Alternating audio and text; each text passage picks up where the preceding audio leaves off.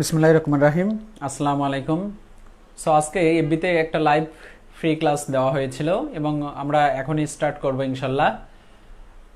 ইংরেজি সাহিত্য সম্পর্কে আমরা গুরুত্বপূর্ণ একটা টপিক জানবো এবং সেই টপিকের নাম হচ্ছে লিটারেরি টার্মস অথবা ফিগার অফ স্পিচ। লিটারেরি টার্মসের অপর নামে হচ্ছে ফিগার অফ স্পিচ। কখনো কখনো লিটারেরি টার্মস বলা হয়, আবার কখনো কখনো ফিগার অফ স্পিচ বলা হয়। সো আমরা ফিগার অফ স্পিচ বা লিটারেরি টার্ম সম্পর্কে জানবো। এই ফিগার অফ স্পিচ বা লিটারেরি টার্মস সাহিত্যের একটা পার্ট। আমরা জানি যে ইংরেজি সাহিত্যে টোটালি 8টি যুগ আছে: Anglo Saxon, middle age, renaissance, neo classical, romantic, Victorian, modern and post modern. এই 8টা যুগ থেকে সাধারণত ব্যাংক, বিসিএস, আদার সকল জব সেক্টরে কোশ্চেন তৈরি করা হয়েছে, হবে এবং হওয়ার সম্ভাবনা আছে। এই 8টি যুগের বাইরে একটা কোশ্চেন আসে, সেটা হচ্ছে লিটারেরি টার্মস বা ফিগার অফ স্পিচ থেকে। লিটারেরি টার্মস বা ফিগার অফ স্পিচ সেই সব বিষয়গুলিকে উল্লেখ করা হয় বা বোঝানো হয় যেখানে ছোট ছোট শব্দের ডিফিনেশন বা সংজ্ঞা বলা হয়। যেমন what is tragedy, what is comedy, what is similar, what is metaphor, what is epic, what is sonnet, what is blood. এই ছোট ছোট সংজ্ঞাগুলিকে বলা হয় লিটারেরি টার্মস অথবা ফিগার অফ স্পিচ। এগুলি পরীক্ষায় কিছু কিছু সংজ্ঞা আসে, আবার কিছু কিছু এক্সাম্পল আসে, আবার কিছু কিছু প্রকারভেদ আসে, আবার কিছু কিছু এক্সাম্পল কে লিখেছিল সেটা আছে। তবে নরমালি ফিগার অফ স্পিচ থেকে দুই ধরনেরই কোশ্চেন হয়। সংজ্ঞাটা আসলে তার নামটা চায় বা ওয়ার্ড বা ভোকাবুলারি, অথবা তার শব্দটা আসলে তার ডেফিনেশনটা চায়, অথবা কখনো কখনো তার এক্সাম্পলও চায়। এই হচ্ছে লিটারেরি টার্মস। সো আজকে আমরা লিটারেরি টার্মস বা ফিগার অফ স্পিচ সম্পর্কে জানবো। আর লিটারেরি টার্মস বা ফিগার অফ স্পিচ সাহিত্যের মধ্যে খুব গুরুত্বপূর্ণ একটা বিষয়। এই লিটারেরি টার্মস বা ফিগার অফ স্পিচ যদি আপনি ভালো জানেন তাহলে খুব সহজেই বুঝতে পারবেন যে এটা tragedy, comedy, sonnet, epic, play ইত্যাদি ইত্যাদি পার্টগুলি খুব আরও স্পষ্ট ক্লিয়ার হয়ে যাবে। এবং এখান থেকে বিশেষে বিগত বছরগুলিতে অনেক কোশ্চেন এসেছিল এবং প্রত্যেক বছরই একটা কোশ্চেন তৈরি করা হয়েছে, হবে এবং হওয়ার সম্ভাবনা আছে। সো আমাদের আজকের টপিকের নাম হচ্ছে লিটারেরি টার্মস। এবার একটু কাইন্ডলি জানেন যে সাউন্ড ঠিক আছে কিনা বা শোনা যাচ্ছে কিনা। সাউন্ড ঠিক আছে কিনা বা শোনা যাচ্ছে কিনা একটু কমেন্ট করে কাইন্ডলি জানাবেন। সাউন্ড ঠিক আছে কিনা বা শোনা যাচ্ছে কিনা একটু কাইন্ডলি জানাবেন।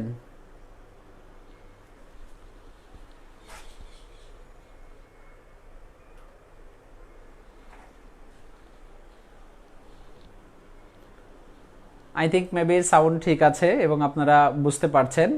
সো আমরা লিটারেরি টার্ম সম্পর্কে জানবো। একটু অপেক্ষা করছি যে কারো শুনতে প্রবলেম হচ্ছে কিনা। ওকে, ঠিক আছে, আমি সবাই লিখেছি, thank you, lot of thanks. ঠিক আছে, হ্যাঁ, আই থিঙ্ক বুঝতে পারলাম। তো আমাদের আজকের টপিকের নাম হচ্ছে লিটারেরি টার্মস অথবা ফিগার অফ স্পিচ। এই লিটারেরি টার্মস বা ফিগার অফ স্পিচ থেকে ছোট্ট করে আমরা একটু গল্প করি। লিটারি টার্মস খুঁজতে গিয়ে যদি কখনো লিটারি টাইপস পাওয়া যান, লিটারি টাইপস বা বলা হয় লিটারি টাইপস বা কাইন্ডস, তাহলে একটু গল্প করি। লিটারি টার্মস আর লিটারি টাইপস একটু পার্থক্য আছে। এখানে লিটারি টার্মস দ্বারা বোঝানো হচ্ছে যে ছোট ছোট বিখ্যাত ডিফিনেশন এবং সংজ্ঞা। আর এখানে টাইপস বা কাইন্ডস দ্বারা যেটা বোঝানো হচ্ছে সেটা হচ্ছে একটা গ্রন্থ, সেই গ্রন্থের ধরন কি। যেমন আমরা এরকম লিখতে পারি হ্যামলেট। হ্যামলেট কোন ধরনের গ্রন্থ? এটা ট্র্যাজেডি, কমেডি? এটা বলা হচ্ছে ট্র্যাজেডি, কমেডি এবং পয়েম বা নভেল, তাহলে এটা হচ্ছে একটা বিখ্যাত ট্র্যাজেডি। তো লিটারেরি টার্মস আর লিটারেরি টাইপস বা কাইন্ডসের মধ্যে একটা পার্থক্য আছে।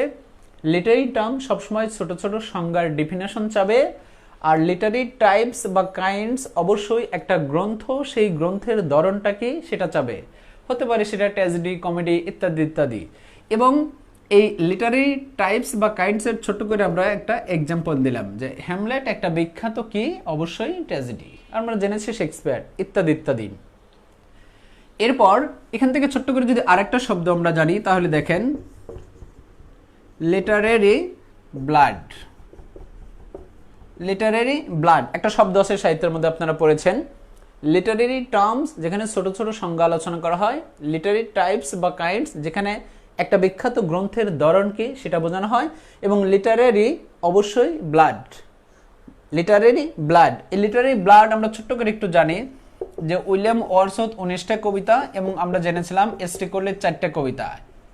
এই 23টা কবিতার সমন্বয়ে যখন লিরিক্যাল ব্লাড বা লিটারেরি ব্লাড পাবলিশড হয়েছিল, এই শব্দটার একটু যদি ভিন্ন আমরা এরকম করে দেই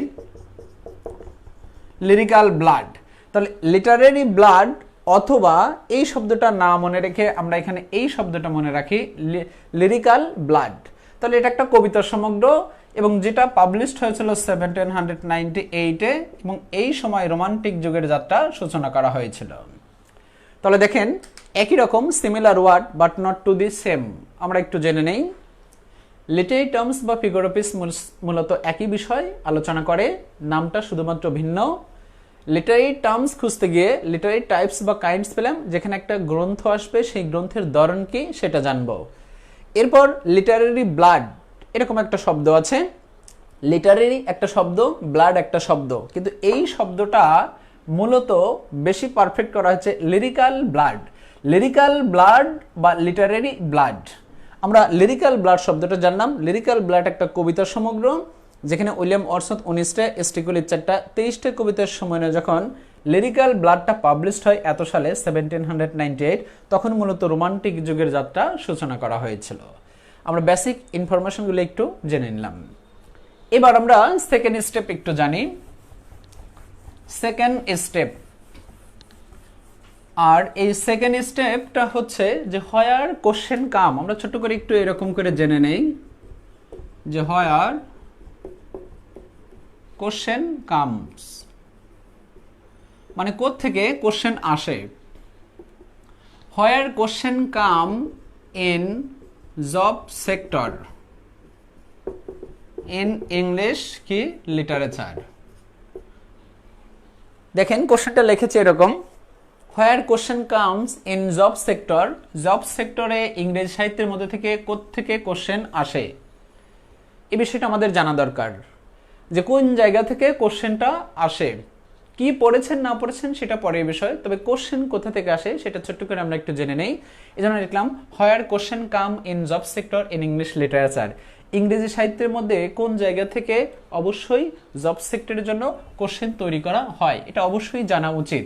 তাহলে সংক্ষেপে হোয়ার কোশ্চেন কাম, তাহলে প্রথমে আমরা লিখি একটা, সেটা হচ্ছে পিরিয়ড বা এজ।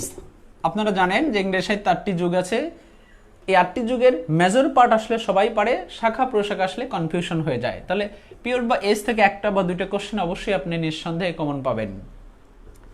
সেকেন্ড স্টেপ হচ্ছে লিটারেরি টার্মস, যেটা আমরা আজকে আলোচনা করব। লিটারেরি টার্মস, লিটারেরি টার্মস অথবা ফিগার অফ স্পিচ, এখান থেকে একটা বা দুইটা কোশ্চেন প্রায় বছরই আসে। এবং সেকেন্ড স্টেপ আমরা জানলাম লিটারেরি টার্মস। এবার থার্ড স্টেপ আমরা জানি, থার্ড স্টেপ হচ্ছে হোয়াট কাইন্ড টাইপস, মানে কোন ধরনের গ্রন্থ। কাইন্ডস, কাইন্ডস বা টাইপস, এই কাইন্ডস বা টাইপস এখান থেকে 3টে বা 4টে বা 5টা কোশ্চেনও তৈরি করা হয়। যেমন হ্যামলেট কোন ধরনের গ্রন্থ, বলা হচ্ছে অ্যাজ ইউ লাইক ইট কোন ধরনের গ্রন্থ, ম্যান অ্যান্ড সুপারম্যান কোন ধরনের গ্রন্থ, এটা হচ্ছে হোয়াট কাইন্ডস টাইপস বা kinds. And another thing is that, 4th নম্বর বলা হচ্ছে এখানে ছোট্ট করে আমরা জানি কোটেশন আসে। বিভিন্ন পরীক্ষায় কি আসে, কোটেশন আসে, একটা বা দুইটা অবশ্যই কোটেশন আসে বা তারও বেশি আসে। এবং 5th নম্বরটা খুব বেশি ইম্পর্টেন্ট, সেখানে হচ্ছে অথর অথবা বলা আছে রাইটার, এখান থেকে 4টা বা 5টা কোশ্চেন আসে। তাহলে দেখেন এই হচ্ছে 15 মার্ক, এই 15 মার্ক ইংরেজি সাহিত্যের মধ্য থেকে কোশ্চেন তৈরি করা হয় বিসিএস এর জন্য। এবং এই 5টি জায়গা খুব বেশি গুরুত্বপূর্ণ। একটা হচ্ছে সমগ্র পিরিয়ড বা এজ, সেটা মেজর পার্ট হোক বা শাখা প্রশাখা হোক। মেজর পার্ট আসলে সবাই পারে, শাখা প্রশাখা আসলে আমাদের জন্য কনফিউশন হয়ে যায়। যেমন নিও ক্লাসিক্যাল না এসে আসে রেস্টোরেশন পিরিয়ড, মডার্ন পিরিয়ড না এসে আসে জর্জিয়ান পিরিয়ড। জর্জিয়ান পিরিয়ড ইংরেজি সাহিত্যের সবচেয়ে শেষের যুগ আমরা জানি, কিন্তু অনেকেই বলি মডার্ন বা পোস্ট মডার্ন, নিঃসন্দেহে ভুল বলি। তাহলে অবশ্যই মেজর পার্ট থেকে একটা কোশ্চেন আসবে বা শাখা প্রশাখা থেকে একটা কোশ্চেন আসবে। দ্বিতীয় লিটারি টার্মস, এই লিটারি টার্মস বা ফিগার অফ স্পিচ আজকে আমরা আলোচনা করব, এখান থেকে একটা কোশ্চেন আসবে অবশ্যই। সেটা সংজ্ঞা আসলে ডিফিনেশনটা চাইবে, ডিফিনেশনটা চাইলে সংজ্ঞা আসবে। অপোজিট, অপোজিট একটা ওয়ার্ড আছে, হ্যাঁ, অক্সিমরন। হ্যাঁ, অক্সিমরন কি? অক্সিমরন হচ্ছে অপোজিট ওয়ার্ড। কাইন্ডস বা টাইপস, যেটা কোন ধরনের গ্রন্থ, অ্যাজ ই লাইক কোন ধরনের গ্রন্থ, অথবা দি রেইনবো কোন ধরনের গ্রন্থ, অথবা ইউলাইসেস কোন ধরনের গ্রন্থ, দি সান সান অলসো রাইজেস কোন ধরনের গ্রন্থ, কোটেশন আছে, বিভিন্ন ব্যক্তির কোটেশন আছে, সেটা ইংরেজ সাহিত্যের এই 8টি যুগের বিখ্যাত ব্যক্তিদের কোটেশন হতে পারে অথবা গ্রিক রাইটারদের কোটেশন হতে পারে। যেমন গ্রিক রাইটার হোমার হতে পারে, অ্যারিস্টটল হতে পারে, সক্রেটিস হতে পারে, প্লেটো হতে পারে, অ্যাসকাইলাস হতে পারে, ইত্যাদি ইত্যাদি। অথবা বিখ্যাত ব্যক্তি হতে পারে, শেক্সপিয়ার হতে পারে, ক্রিস্টোফার মার্লো হতে পারে, অথবা উইলিয়াম ওয়ার্ডসওয়ার্থ হতে পারে, লর্ড আলফ্রেড টেনিসন হতে পারে, বলা হচ্ছে জর্জ বার্নার্ড শো হতে পারে। এখান থেকে অবশ্যই কোটেশনগুলি আসে এবং সাহিত্যের মধ্যে হাতে গোনা কিছু কোটেশন পড়লেই আপনি কমন পাবেন এবং বাস্তব লাইফে সেগুলি ইউজও করতে পারবেন। বিশেষ করে যারা রোমান্টিক তারা শেক্সপিয়ারের কোটেশনগুলি পড়বেন, লর্ড আলফ্রেড টেনিসনের কোটেশনগুলি পড়বেন। এগুলি আপনার জন্য প্রেমের ক্ষেত্রে, বন্ধুত্বের ক্ষেত্রে অনেক বেশি হেল্প করবে, ভালো লাগবে। এরপর অথর বা রাইটার, মানে কে লিখেছে, এই গ্রন্থটা কে লিখেছে, এই জায়গাটা খুব বেশি ইম্পর্টেন্ট। এখান থেকে 4টে বা 5টা কোশ্চেন প্রত্যেক বছরই তৈরি করা হয়, বা এরও বেশি হতে পারে, 6টাও হতে পারে কখনো কখনো। এবং বিগত বছরগুলি দেখবেন এই 5টা পয়েন্ট অফ ভিউ ছাড়া নর্মালি আর কোনো কোশ্চেন তৈরি করা হয় নাই ইংরেজি সাহিত্যের মধ্যে থেকে। যেমন এখানে আসতে পারে অ্যাজ ইউ লাইক ইট কে লিখেছে, অথবা দি ক্যান্টারবেরি টেলস কে লিখেছে, অথবা দি বলপন কে লিখেছে, অথবা বলা হচ্ছে ইলিয়ড ওডিসি কে লিখেছে, প্যারাডাইস লস্ট প্যারাডাইস টেকেন কে লিখেছে, শুধু কে লিখেছে এখানে, অথর বা রাইটার। তাহলে এই 5টা জায়গায় যদি আমরা কাউন্ট করি তাহলে খুব সহজেই 15 মার্ক পেয়ে যাব। এই 15 মার্কের মধ্যে আজকে আমরা একটা টপিক আলোচনা করব, সেই টপিকের নাম হচ্ছে লিটারেরি টার্মস অথবা ফিগার অফ স্পিচ। তাহলে আমরা ছোট্ট করে এবার একটু জানি লিটারেরি টার্মস বা ফিগার অফ স্পিচ। আমাদের সাথে শামীম স্যার আছে, ধন্যবাদ স্যার। এটা দেখবেন যে দুর্মুর বইয়ের আমার বইতেই লেখা আছে, হ্যাঁ এই বইটাতে এটা লেখা আছে লিটারেরি টার্মস আর হচ্ছে ফিগার অফ স্পিচ। তো লিটারেরি টার্মস একটা বিষয়, লিটারেরি টাইপস একটা বিষয় এবং লিরিক্যাল ব্লাড বা লিটারেরি ব্লাড একটা বিষয়। আমরা এখানে যতটুকু জানলাম এই 5টা পয়েন্ট অফ ভিউ থেকে কোশ্চেন তৈরি করা হয় জানি। এর মধ্যে থেকে একটা টপিক আলোচনা করবো আজকে, সেটা হচ্ছে লিটারেরি টার্মস। এবং আই থিঙ্ক লিটারেরি টার্মসে যতটুকু আজকে আলোচনা করব এর বাইরে আর পড়া দরকার নাই, ইনশাল্লাহ এতটুকু পড়বেন এবং এতটুকু থেকে যে কোনো কোশ্চেন নিঃসন্দেহে কমন পাবেন। ফার্স্ট অফ অল আমরা দেখবো প্রথমে যেগুলি খুব বেশি ইম্পর্টেন্ট বিসিএস এসেছে, সেকেন্ডলি তারপর একটু ইম্পর্টেন্ট, থার্ডলি যেগুলি এক a sentence at A glance, একটা সেন্টেন্সে এই ডেফিনেশনটা হয়ে যায়। আর কিছু আছে গল্প, আমরা গল্প, এক্সাম্পল, ডেফিনেশন, প্রকারভেদ সবকিছু এট এ গ্লান্স জানবো। তাহলে আমাদের আজকের টপিকের নাম হচ্ছে লিটারেরি টার্মস। একটু জাস্ট মিনিট। ওকে, আমাদের সাথে অনেকেই যুক্ত হয়েছেন, যারা যুক্ত হয়েছেন ধন্যবাদ। আমাদের সাথে আশরাফুল ভাই আছে। সো এবার আমরা লিটারেরি টার্মস সম্পর্কে একটু জানি। লিটারেরি টার্মস যেগুলি খুব বেশি ইম্পর্টেন্ট, ফার্স্ট অফ অল সেগুলি আমরা সিলেক্ট করি। এটা বিসিএস এর জন্য বা আদার সকল জব সেক্টরের জন্য অথবা কখনো কখনো বায়ু অ্যাওয়ার্ডের জন্য। তাহলে আমরা এট এ গ্লান্স একটু লিখি যে ইম্পর্টেন্ট, যেগুলি খুব বেশি ইম্পর্টেন্ট সেগুলি এট এ গ্লান্স আমরা একটু জেনে নেই। নর্মালি 8টা বা 10টা লিটারেরি টার্মস খুব বেশি ইম্পর্টেন্ট। ফার্স্ট স্টেপে এটাকে আমরা ট্রিপল স্টার দিয়ে রাখি এবং এই ইম্পর্টেন্ট বিষয়গুলি হচ্ছে 8টা বা 10টার মধ্যে প্রথমে আমরা জানবো হচ্ছে ইপিক। ইপিক এরপরে আরেকটা জানবো ইপিকের পরে, সেটা হচ্ছে ইলেজি। এরপর আরেকটা জানবো সেটা হচ্ছে লিরিক, LYRIC লিরিক। এরপরে জানবো ব্লাড, BALLAD ব্লাড। এরপর ছোট্ট করে আরেকটা জানবো এবং সেটা বলা হচ্ছে সনেট। এখানে যে শব্দগুলি লিখছি এই শব্দগুলি ইংরেজি সাহিত্যের মধ্যে খুব বেশি ইম্পর্টেন্ট। এখান থেকে জনক আসতে পারে, ব্যক্তি আসতে পারে, প্রকারভেদ আসতে পারে এবং এই ডেফিনেশনগুলি আসতে পারে। তাহলে এখানে যতটুকু আমরা জানলাম এতটুকু খুব বেশি ইম্পর্টেন্ট এবং এখান থেকে সাধারণত কোশ্চেন প্যাটার্নে কোশ্চেন তৈরি করা হয়। এরপরে ছোট্ট করে আরেকটা স্টেপে আমরা যাই। এটারই যেহেতু 8টা বা 10টা লিখেছি, একটা হচ্ছে সিমিলার। সিমিলার বা সিমিলি দুটোই হতে পারে। সিমিলার যখনই আসবে তখন আরেকটা শব্দ আসবে, সেটা হচ্ছে মেটাফোর। মেটাফোর এবং ছোট্ট করে আরেকটা লিখি হাইপারবোলিক। হাইপারবোলিক বা হাইপারবোল একই কথা। এবং another thing is that climax. Climax এবং এই যে শব্দগুলি লিখছি এই শব্দগুলি সাধারণত খুব বেশি ইম্পর্টেন্ট এবং আমরা এখানে যে শব্দগুলি লিখলাম সেই শব্দগুলি সাধারণত বেশি ইম্পর্টেন্ট। এবং আরেকটা লিখি স্যাটার। তাহলে এই 10টি শব্দ আপনি প্রথমে লিটারি টার্মস পড়েন, দেখেন এই 10টি শব্দ বিসিএস এ হিউজ পরিমাণ কোশ্চেন তৈরি করা হয়েছে এখান থেকে। তাহলে লিটারি টার্মসের ক্লাসে আমরা প্রথম ক্লাসে জানলাম যে এই 10টি খুব বেশি ইম্পর্টেন্ট, এই 10টি ফার্স্ট অফ অল পড়বেন। এই 10টির মধ্যে থেকে দেখেন 5টি হচ্ছে মূলত পড়ার জন্য, আর বাকি 5টি হচ্ছে বোঝার জন্য, বাকি 5টি হচ্ছে বোঝার জন্য। এবার আমরা এট এ গ্লান্স জানি এটা হলো ট্রিপল স্টার দিয়েছি, মানে খুব বেশি ইম্পর্টেন্ট। এরপর 2 স্টার দেব, তারপর 1 স্টার দেব। তো লিটারি টার্মসের একটা হচ্ছে ইপিক, একটা ইলেজি, একটা লিরিক, একটা ব্লাড বা ব্লাড, অথবা সনেট, অথবা সিমিলি বা সিমিলার, অথবা ম্যাটাফোর, অথবা হাইপারবোলিক বা হাইপারবোল, অথবা ক্লাইম্যাক্স এবং সেটার। ফার্স্ট অফ অল এই কয়েকটা শব্দ খুব বেশি ইম্পর্টেন্ট এবং আমরা এই কয়েকটাই ফার্স্ট অফ অল আলোচনা করি। তাহলে এই শব্দগুলি এট এ গ্লান্স আপনারা জেনে নেবেন, এই শব্দগুলি খুব বেশি ইম্পর্টেন্ট এবং সাহিত্যের মধ্যে থেকে যদি কোনো কোশ্চেন তৈরি করা হয় তাহলে ফার্স্ট অফ অল এই বইটা, এই হচ্ছে লিটারি টার্মসগুলি খুব বেশি ইম্পর্টেন্ট। আবার জেনে নেই, একটা হচ্ছে ইপিক, একটা হচ্ছে ইলেজি, একটা হচ্ছে লিরিক, একটা হচ্ছে ব্লাড, একটা হচ্ছে সনেট এবং একটা হচ্ছে সিমিলার, একটা হচ্ছে মেটাফোর, একটা হাইপারবোলিক বা হাইপারবোল যেটা এক্সারেশন অতিরঞ্জিত, একটা ক্লাইম্যাক্স, একটা হচ্ছে কি সেটার। তাহলে ফার্স্ট অফ অল আমরা এতটুকু জেনে নিলাম। এবার আমরা সেকেন্ড স্টেপে আসি। সেকেন্ড স্টেপ মানে হচ্ছে দ্বিতীয় স্টার যেগুলি, সেগুলি আমরা একটা গ্লান্স জেনে নেই। একটা হচ্ছে অক্সিমোরন, অক্সিমোরন, একটা হচ্ছে প্যারাডক্স, প্যারাডক্স, অথবা বলা হচ্ছে হিম, SYMN, হিম, অথবা বলা হচ্ছে ode, ODE, ode. And another thing is that বলা হচ্ছে সিম্বল, সিম্বল, অথবা বলা হচ্ছে সেটিং, সেটিং, অথবা বলা হচ্ছে ড্রামাটিক মনোলগ, ড্রামাটিক মনোলগ, অথবা অ্যালিটারেশন, অ্যালিটারেশন, অথবা অ্যাসোনেন্স,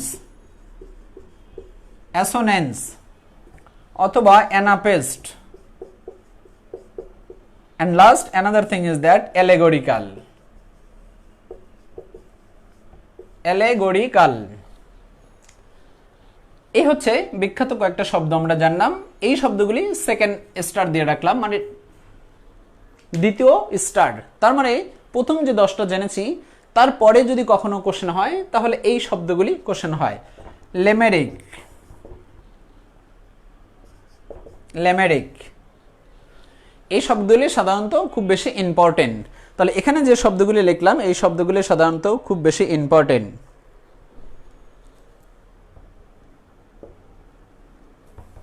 লেমেরিক স্পেলিংটা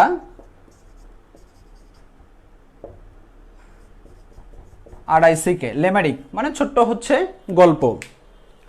তাহলে এখানে সেকেন্ডলি আমরা যে স্টেপটা জানলাম এই স্টেপটা খুব বেশি ইম্পর্টেন্ট এবং আমরা যে স্টেপগুলি সেকেন্ড স্টেপে জানলাম সেটা একটা গ্লান্স একটু জেনে নেই। Oxymoron, paradox, hymn, ode, limerick অথবা symbol, setting, dramatic monologue, alliteration, assonance, anapest এবং অ্যালেগরিক্যাল। এই শব্দগুলি আমরা একটা গ্লান্স একটু জেনে নিলাম।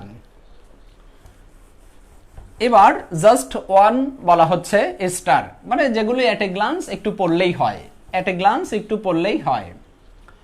যেমন বলা হচ্ছে অ্যাফোরিজম, অ্যাফোরিজম, অথবা বলা হচ্ছে টার্সনেস, অ্যাফোরিজম অথবা বলা হচ্ছে টার্সনেস, অ্যাফোরিজম বা টার্সনেস, অথবা বলা হচ্ছে ইমেজ, অথবা বলা হচ্ছে ইমফ্যাসিস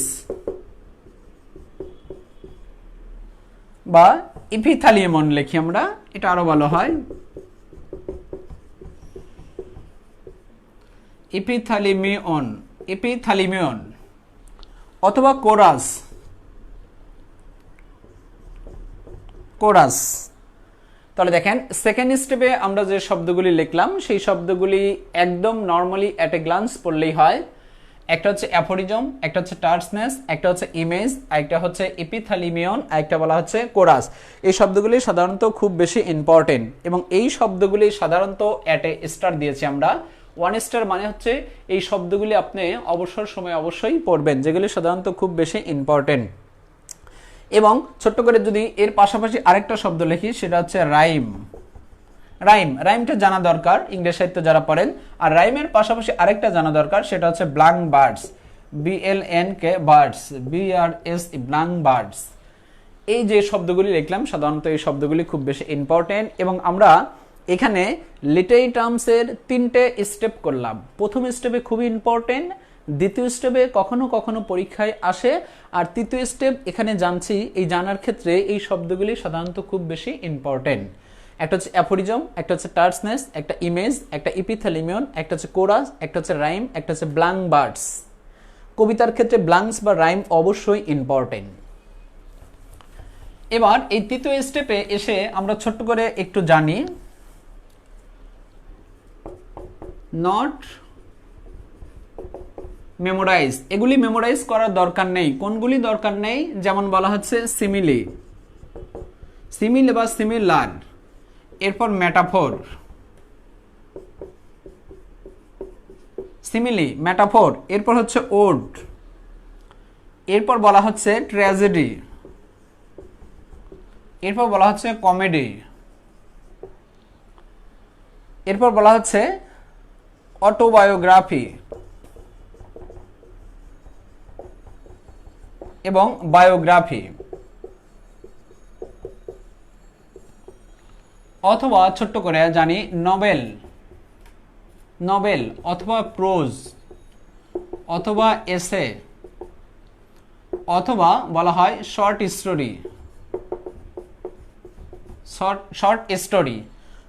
স্টোরি। তাহলে এগুলি সাধারণত কি করা দরকার নাই, এগুলি মুখস্থ করা দরকার নাই, এগুলি কিন্তু লিটারি টার্মস, কিন্তু এগুলি থেকে একটু করে বুঝলে আপনি খুব ইজিলি অ্যান্সার দিতে পারবেন। তাহলে দেখেন তৃতীয় স্টেপটা আরও লেখা যায় কিন্তু নো নিড। তৃতীয় স্টেপে আরও লেখা যায় কিন্তু নো নিড। আমরা তৃতীয় স্টেপে কি লিখলাম? প্রথম স্টেপে 10টা 12টা খুব ইম্পর্টেন্ট জানলাম, দ্বিতীয় স্টেপে ইম্পর্টেন্ট, তৃতীয় স্টেপেও ইম্পর্টেন্ট জানলাম কিন্তু তুলনামূলকভাবে কম। আর তৃতীয় স্টেপে এখানে লিখলাম নট মেমোরাইজ। এগুলি মেমোরাইজ করার কিছু নেই। এখানে যে কয়েকটা শব্দ লিখলাম এই কয়েকটা শব্দ একটু রিয়েলাইজ করতে হবে, বুঝতে হবে, জাস্ট শুধুমাত্র শুনলেই হবে। যেমন দেখেন এখানে নভেল, এই কোশ্চেনটা কিন্তু কখনোই আসে না যে হোয়াট ইজ নভেল, নভেল কাকে বলা হয়। এখানে আসতে পারে যে প্রথম নভেল কি, প্রথম নভেল কে লিখেছে, কখন পাবলিশড হয়েছে ইত্যাদি। তারপর প্রোজের জনককে অথবা এসের জনককে অথবা শর্ট স্টোরির জনককে বা শর্ট স্টোরি কে লিখেছে, এই দুটো একটু আসতে পারে কখনো কখনো, বায়োগ্রাফি বা অটোবায়োগ্রাফি।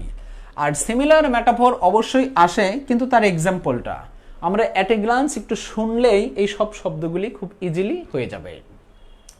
সিমিলার মেটাফোর নিয়ে কনফিউশন হয়। সিমিলার মেটাফোর মাত্র 5টা 7টা ওয়ার্ড জানবেন এবং আজীবন মনে থাকবে সিমিলার মেটাফোর কি।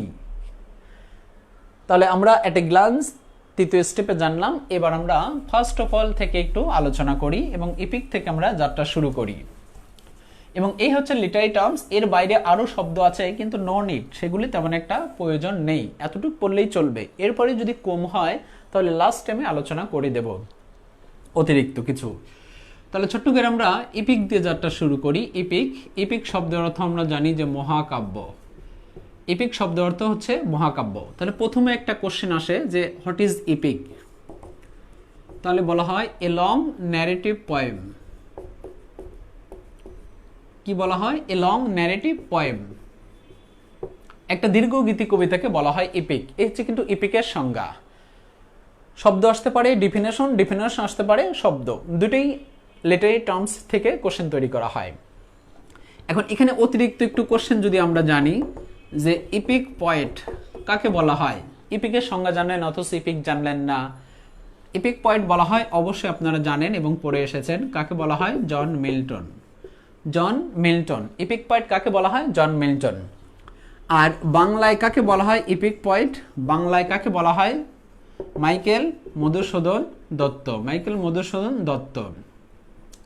এই মাইকেল মধুসূদন দত্তকে বলা হয় বাংলায় ইপিক পয়েট। এবার ছোট্ট করে আমরা জানি যে ইপিক কয় প্রকার। How many kinds of epic. Epic হচ্ছে কয় প্রকার? 2 প্রকার। পরীক্ষা আসে যে how many kinds of epic কয় প্রকার? 2, 3, 4, 5। তাহলে অবশ্যই ইপিক হচ্ছে 2 প্রকার। তাহলে সিম্পলি জানি ইপিকের সংজ্ঞাটা বলা হয় এ লং ন্যারেটিভ পোয়েম এবং ইপিক পোয়েট বলা হয় জন মিল্টন। বাংলায় মহাকাব্যের কবি অবশ্যই মাইকেল মধুসূদন দত্ত। আর ইপিক হচ্ছে কয় প্রকার? 2 প্রকার। এবার ছোট্ট করে আমরা এই প্রকারভেদটা লিখি। একটা হচ্ছে প্রাইমারি ইপিক, প্রাইমারি ইপিক। একটা হচ্ছে এখানে লিখি সেকেন্ডারি ইপিক, সেকেন্ডারি ইপিক। এই প্রাইমারি ইপিকের এক্সাম্পলটা পরীক্ষায় আসে। প্রাইমারি ইপিকের এক্সাম্পল যেমন হোমার। হোমারের বিখ্যাত 2টা গ্রন্থ, একটা হচ্ছে ইলিয়াড এবং আরেকটা বলা হচ্ছে ওডিসি, ওডিসি। আর এখানে ছোট্ট করে আমরা লিখি সেকেন্ডারি ইপিকের এক্সাম্পলটা ছোট্ট করে এখানে লিখি যে ওডিসি, সংক্ষেপে ও লিখে দেই। এবং সেকেন্ডারি ইপিক হচ্ছে জন মিল্টন, MILTON। ছোট্ট করে আমরা জানি তার এক্সাম্পল হচ্ছে প্যারাডাইস লস্ট। আর প্যারাডাইস লস্ট পাবলিশ হয়েছে, এই সালটা খুব ইম্পর্টেন্ট, 1667, প্যারাডাইস লস্ট LOST। একই রকম প্যারাডাইস রিগাইন, জাসনেট REGAINED, 1671। এবার একটু মনোযোগ দিয়ে শুনি কি লিখেছি। ইপিক হচ্ছে একটা লিটারি টার্মস। এই ইপিক থেকে অবশ্যই আপনারা একটা কোশ্চেন কমন পাবেন ইনশাল্লাহ। তাহলে ইপিক হচ্ছে মহাকাব্য। ইপিকের সংজ্ঞাটা এ লং ন্যারেটিভ পোয়েম, একটা দীর্ঘ গীতি কবিতা হবে epic. Epic poet John Milton এবং বাংলায় মাইকেল মধুসূদন দত্ত, যে যশোর জেলা সাগরদাড়ি গ্রামে কপোতাক্ষ নদীর তীরে জন্মগ্রহণ করেছিল। আর জন মিল্টন অবশ্যই নিও ক্লাসিক্যাল পিরিয়ডের কবি। নিও ক্লাসিক্যালের কোন পার্ট? প্রথম রেস্টোরেশন পার্টের কবি। এবং ইপিক হচ্ছে 2 প্রকার, একটা প্রাইমারি, একটা সেকেন্ডারি। এখন এখানে কোশ্চেন হলো যে প্রাইমারি ইপিক কাকে বলা হয়?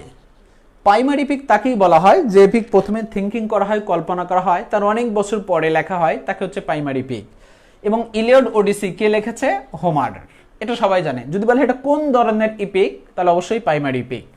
যে ইপিক প্রথমে থিঙ্কিং করা হয় এবং পরে লেখা হয় সেটা হচ্ছে প্রাইমারি ইপিক।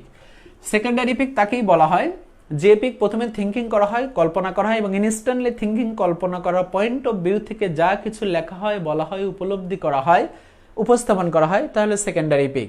জন মিল্টনকে ইপিক পোয়েট বলা হয়, আরো অনেক অনেক কিছু বলা হয়। এর বিখ্যাত গ্রন্থ প্যারাডাইস লস্ট, প্যারাডাইস রিগাইন। খেয়াল করি প্যারাডাইস লস্ট, প্যারাডাইস রিগাইন কে লিখেছে? John Milton. কোন ধরনের গ্রন্থ? ইপিক। এটা সবাই জানে। কিন্তু যদি বলে এটা কোন ধরনের ইপিক, একটু কমই জানি, সেকেন্ডারি ইপিক। এবং এটা কখন পাবলিশড হয়েছে তখন আরো কম জানি। তাহলে অবশ্যই প্যারাডাইস লস্ট পাবলিশ হয়েছে 1667, এই সালটা ইম্পর্টেন্ট অবশ্যই। এবং প্যারাডাইস রিগাইন পাবলিশ হয়েছে 1671। তাহলে এখানে সিম্পলি আমরা জানলাম যতটুক ততটুক হচ্ছে এরকম। ইপিকের সংজ্ঞাটা জানলাম, বাংলায় ইপিককে জানলাম, ইংলিশে ইপিককে জানলাম, ইপিক 2 প্রকার জানলাম, 2 প্রকারের 2টে করে করে এক্সাম্পল দিলাম। আই থিঙ্ক এই পর্যন্ত কনসেপ্ট ক্লিয়ার। এবার ছোট্ট করে আমরা একটু আদার্স কিছু জানি যেগুলি খুব বেশি ইম্পর্টেন্ট।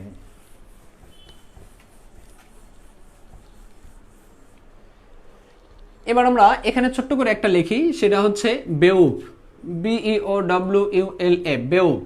এই বেউফটা লিখেছে, এটা হচ্ছে আননোন বা অ্যানোনিমাস রাইটার, আননোন বা অ্যানোনিমাস রাইটার, অ্যানোনিমাস রাইটার মানে কে লিখেছে এটা জানা যায়নি। এরপর সংক্ষেপে আমরা লিখি PL, প্যারাডাইস লস্ট, অথবা PR, প্যারাডাইস রিগাইন। এটা কে লিখেছে বলেন তো? John Milton, John Milton. এরপর ইলিয়ড প্লাস ওডিসি, এটা আমরা জানি কে লিখেছে? হোমার। এবং এইবার দেখেন এই কোশ্চেনটা 40তম বিসিএস আসছে, সেটা the rape of the lock, rape of the lock. এবং সংক্ষেপে লিখি, এটা লিখেছে আলেকজান্ডার পপ, আলেকজান্ডার পপ। যদিও এটা মক ইপিক, তারপরে আমরা ইপিককে কাউন্ট করি, কারণ ইপিক আর মক ইপিকের মধ্যে তেমন একটা পার্থক্য নেই। এরপর দেখেন দি বলা হচ্ছে ফেরি কুইন, FAERIE, ফেরি কুইন, QUEENE, ফেরি কুইন। লিখেছে এডমান্ড স্পেন্সার, যাকে বলা হয় পয়েট অফ পয়েটস, কবিদের কবি। এরপর ছোট্ট করে আরেকটা আমরা জানি, সেটা হচ্ছে ডন জুয়ান, ডন জুয়ান। এটা লিখেছে লর্ড বাইরন। লাস্ট আমরা জাস্ট মিনিট এটা জানি, সেটা হচ্ছে the ring, the ring and books. এটা লিখেছে রবার্ট ব্রাউনিং। ছোট্ট করে জানলাম এই সবগুলি হচ্ছে ইপিক আর এই সবগুলি হচ্ছে ব্যক্তির নাম, এবং এখান থেকে বলেছে একটা কোশ্চেন কমন পাবেন। সাহিত্যের মধ্যে সম্পূর্ণ ইপিকগুলি আমরা জানলাম, আর এই ইপিকগুলি সাধারণত খুব বেশি ইম্পর্টেন্ট। এবার ছোট্ট করে আমরা এট এ গ্লান্স একটু জেনে নেই যে ইপিকগুলি হচ্ছে কি কি এবং এই ব্যক্তির নাম কি বা এই গ্রন্থগুলি কি। সো দেখেন, প্রথমে ইপিকের সংজ্ঞাটা জানলাম এবং বাংলায় ইপিককে, ইংলিশে ইপিককে, ইপিক দুই প্রকার, সেই দুই প্রকারের দুটো এক্সাম্পল জানলাম। এবার আমরা টোটাল ইপিক ইংরেজি সাহিত্যের মধ্য থেকে রেফারেন্স করলাম। প্রত্যেকটা ইপিক দেখেন বিশেষ পরীক্ষায় এসেছে, খুব ইম্পর্টেন্ট। এই বেউফটা এটা লিখেছে আননোন বা অ্যানোনিমাস রাইটার। কে লিখেছে এটা জানা যায়নি, এটা অ্যাংলো সেকশন পিরিয়ডের একটা বিখ্যাত গ্রন্থ, এবং কখন পাবলিশড হয়েছে এমনকি সেটাও জানা যায়নি, কে লিখেছে এটাও জানা যায়নি। তাহলে বেউফ এটা হচ্ছে আননোন বা anonymous writer. Paradise Lost, paradise second এটা জন মিল্টন, এবং ইলিয়ড ওডিসি এটা হোমার, এবং রেপ অফ দি লক 40তম বিশেষ পরীক্ষায় এবার এসেছে বিশেষ পরীক্ষায়। এটা ইপিকও হয়, মক ইপিকও হয়, আলেকজান্ডার পপ লিখেছে। এবং ফেরি কুইন এটা লিখেছে এডমন্ড স্পেন্সার, যাকে কবিদের কবি বলা হয়, ইংরেজি সাহিত্যে পয়েট অফ পয়েটস, বাংলায় নির্মলেন্দু গুণ। আর এখানে ডন জোয়ান এটা লিখেছে লর্ড বাইরন, যাকে কাজী নজরুল ইসলামের সাথে তুলনা করা হয়, রিবেল পয়েট। এরপর দি রিং অ্যান্ড বুকস এটা লিখেছে রবার্ট ব্রাউনিং, ভিক্টোরিয়ান পিরিয়ডের একজন কবি। এবং রবার্ট ব্রাউনিং এর একটা বিখ্যাত টাইটেল হচ্ছে সে ভিক্টোরিয়ান পিরিয়ডের একজন বিখ্যাত কবি অথবা ড্রামাটিক মনোলগের জনক, এবং তার একটা কবিতা দি রিং অ্যান্ড বুকস। দেখেন, এই রিং অ্যান্ড বুকস বাদে বাকি সবগুলি বিশেষ পরীক্ষা সহ অন্যান্য সকল জব সেক্টরে এসেছে। তাহলে এগুলি যদি আসে, ব্যক্তির নাম আসবে, ব্যক্তির নাম আসলে এগুলি আসবে, আর এগুলি যদি না আসে লাস্টেরটা আসতে পারে, সেটা হচ্ছে the ring and books, Robert Browning এর একটা ইপিক। এই হচ্ছে আমাদের ইপিক। আমরা একটা লিটারি টার্মস নরমালি জেনে নিলাম। আর ইংরেজি সাহিত্যের যদি বলা হয় ফার্স্ট এপিক কোনটি, তাহলে ছোট করে জানি ফার্স্ট এপিক। ইংরেজি সাহিত্যের প্রথম এপিক হচ্ছে বেউফ, BEOWULF। এখন বলতে পারেন এই সকল লিপিগুলির মধ্যে থেকে সেকেন্ডারি কোনটা আর হচ্ছে প্রাইমারি কোনটা। সেকেন্ডারি শুধুমাত্র দুইটা, প্যারাডাইস লস্ট, প্যারাডাইস রিগাইন। প্রাইমারিও শুধুমাত্র দুইটা, ইলিয়ড এবং ওডিসি। আর বাকি যেগুলি আছে, হয় ফার্স্ট আছে, হয় ইনকমপ্লিট আছে, অথবা বলা হচ্ছে স্যাটারিক্যাল আছে, অথবা বলা হচ্ছে another thing is that incomplete আছে, স্যাটারিক্যাল আছে, অথবা মক ইপিক আছে। তবে ফার্স্ট হচ্ছে ইপিক বেউফ, এবং লিখেছে আননোন বা anonymous writer.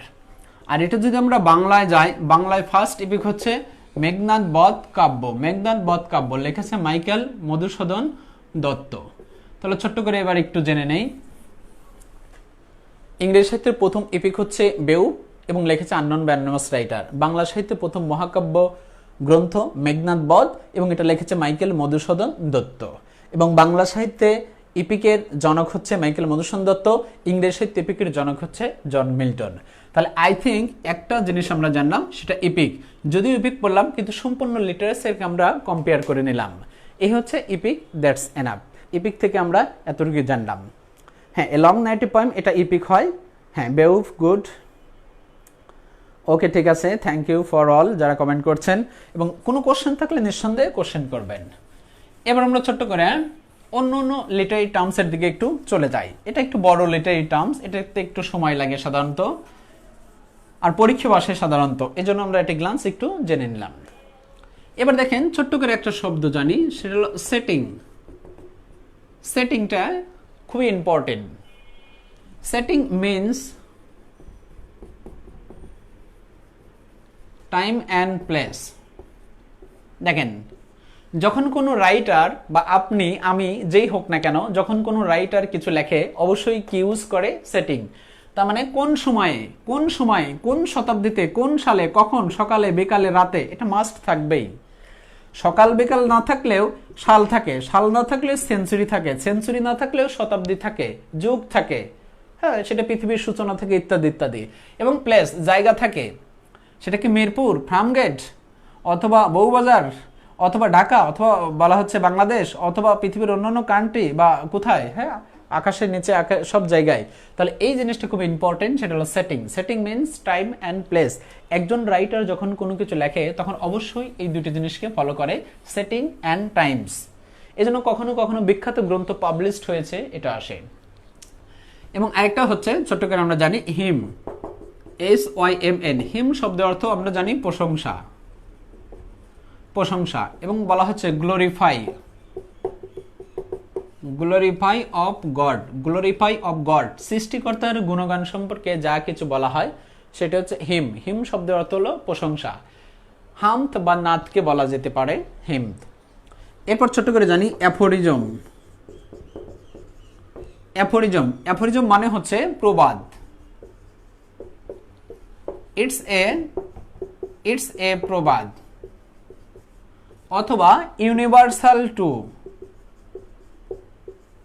ব্রালসার true, universal true, universal true.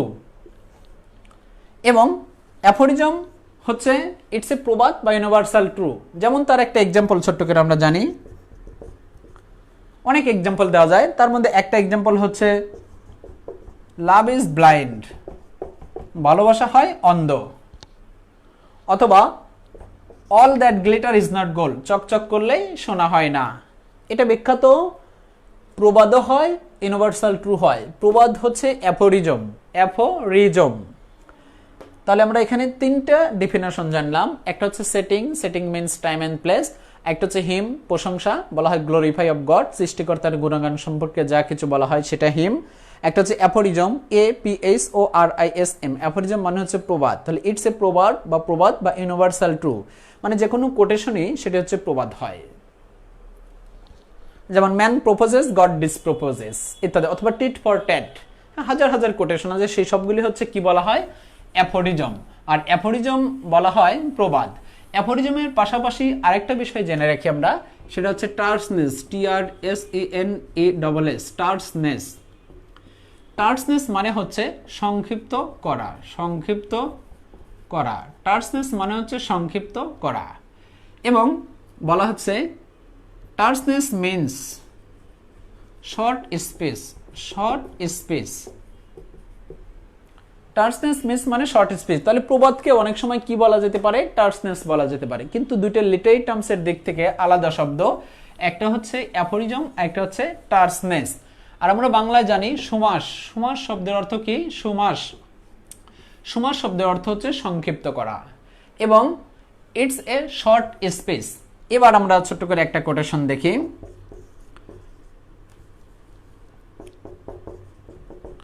I will never be an old man, অথবা REBNG, revenge is the kind, revenge is the kind of wild justice, wild justice। এবার দেখেন দুটো quotation লিখেছি, কেন লিখেছি? বোঝানোর জন্য। একটা হচ্ছে অ্যাফোরিজম আর একটা হচ্ছে টার্সনেস। এই দুটো শব্দ আরো ভালো করে বোঝানোর জন্য। যখন কোনো কোটেশন পরীক্ষায় হয় তখন সাধারণত সেটা দুটো পয়েন্ট অফ ভিউ থেকে হয়, কে বলেছে, কোত্থেকে বলেছে। তাহলে দেখেন, revenge is the kind of wild justice, প্রতিশোধ হয় পশুর মতো আচরণ, এটা বলেছিল ফ্রান্সিস বেকন। কোত্থেকে বলেছিল? রেভেঞ্জ একটা গ্রন্থ, রেভেঞ্জ থেকে বলেছিল। কিন্তু উপরের কোটেশনটা খেয়াল করি, I will never be an old man, কে বলেছে? Francis Bacon. কোত্থেকে বলেছে তা উল্লেখ নেই। যখনই কোত্থেকে বলেছে তা উল্লেখ নেই, তখনই সেটা হচ্ছে টার্সনেস হয় বা অ্যাফোরিজম হয়। সেটা হয় প্রবাদ হয়, অথবা সেই ব্যক্তির সংক্ষিপ্ত বাক্য হয়। যেমন দেখেন, বলা হলো first impression is the best impression, কে বলেছে? Queen Elizabeth. কোত্থেকে? উল্লেখ নেই। তাহলে এটা হচ্ছে একটা প্রবাদ বা অ্যাফোরিজম। আর এই প্রবাদ বা অ্যাফোরিজমের জনক হচ্ছে ফ্রান্সিস বেকন। ফ্রান্সিস বেকনকে যদিও এসের জনক বলা হয়, প্রোজের জনক বলা হয়, হাজার হাজার জনক বলা হয় ফ্রান্সিস বেকনকে, লাইক দ্যাট, মানে তাকে এত জনক বলা হয় যে এই বোর্ডে কয়েকবার লেখা যাবে ফ্রান্সিস বেকনকে। যেমন father of pros, father of modern pros, father of এসে, ফার্স্ট এসে, ফেমাস এসে, গ্রেটেস্ট এসে, মাস্টার অফ এসে, মাস্টার অফ অ্যাফোরিজম, টার্সনেস বলা হয়, পয়েট বলা হয়, অথর বলা হয়, লয়ার বলা হয়, সায়েন্টিস্ট বলা হয়, বুরেকাপ বলা হয়, ডিপ্লোম্যাটিক বলা হয়, রেনেসান্স পিরিয়ডের কবি, এলিজাবেথান পিরিয়ডের কবি, 15-16 সেঞ্চুরি কবি, member of the parliament, natural philosopher, আরও অনেক কিছু বলা যায়। এর মধ্যে একটা টাইটেল হচ্ছে মাস্টার অফ অ্যাফোরিজম এবং টার্সনেস। অ্যাফোরিজম এবং টার্সনেসের জনককে ফ্রান্সিস বেকন। তাহলে ছোট্ট করে আমরা একটা জানলাম হচ্ছে সেটিং, একটা জানলাম হচ্ছে হিম, একটা জানলাম অ্যাফোরিজম, একটা জানলাম টার্সনেস। এই চারটে শব্দ আমরা এটা গেলাম সংক্ষেপে জেনে নিলাম। সেটিং হচ্ছে টাইম অ্যান্ড প্লেস, হিম হচ্ছে গ্লোরিফাই অফ গড, অ্যাফোরিজম হচ্ছে প্রবাদ বা ইউনিভার্সাল ট্রু, আর লাস্ট জানলাম টার্সনেস হচ্ছে সংক্ষিপ্ত করা বা short space.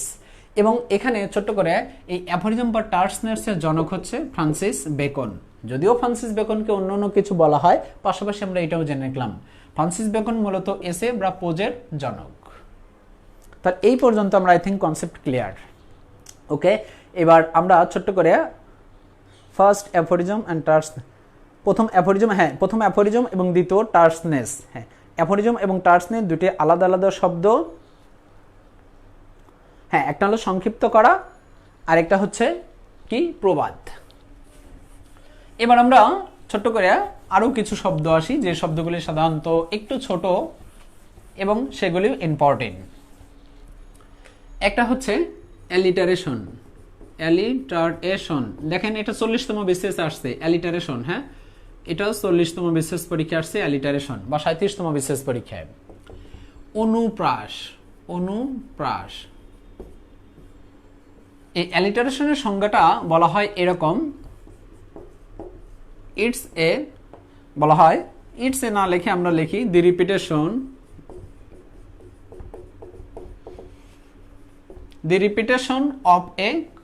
Repetition of a consonant sound।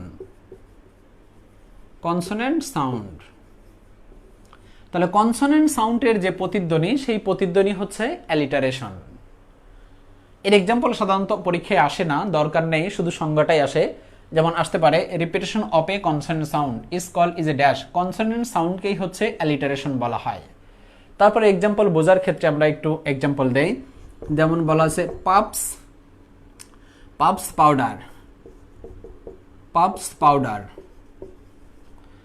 Powder. হ্যাঁ, এত সহজ না দিয়ে আমরা আরো সহজ দেই, বাদাম বুট। কি বাদাম বুট? এই যে বিবি পার্কে বসে যেটা খান, এটা হচ্ছে কনসোনেন্ট সাউন্ড। কনসোনেন্ট সাউন্ডের যা প্রতিধ্বনি আছে সেটা হচ্ছে অ্যালিটারেশন। অথবা Rime of the ancient mariner, ST কলেজে একটা কবিতা আমরা পড়েছিলাম, water everywhere not any drop to drink. পানি চারদিকে পানি, কিন্তু পান করা পানি নেই। কিন্তু এক্সাম্পলটা ইম্পর্টেন্ট না, এটা মনে রাখবেন। এরপর ছোট্ট করে অ্যালিটারেশন থেকে অ্যাসোনেন্স জানি। অ্যাসোনেন্স মানে স্বরধ্বনি, স্বরবর্ণ, স্বরসাদৃশ্য এরকম। তাহলে এই সংজ্ঞাটাও একই রকম লেখি, দি রিপিটেশন অফ এ কনসোনেন্টের পরিবর্তে এখানে লেখে শুধুমাত্র কি ভাওয়েল সাউন্ড। অ্যাসোনেন্স, কনসোনেন্ট সাউন্ড হলে অ্যালিটারেশন এবং ভাওয়েল সাউন্ড হলে অবশ্যই বলা হচ্ছে কি অ্যাসোনেন্স।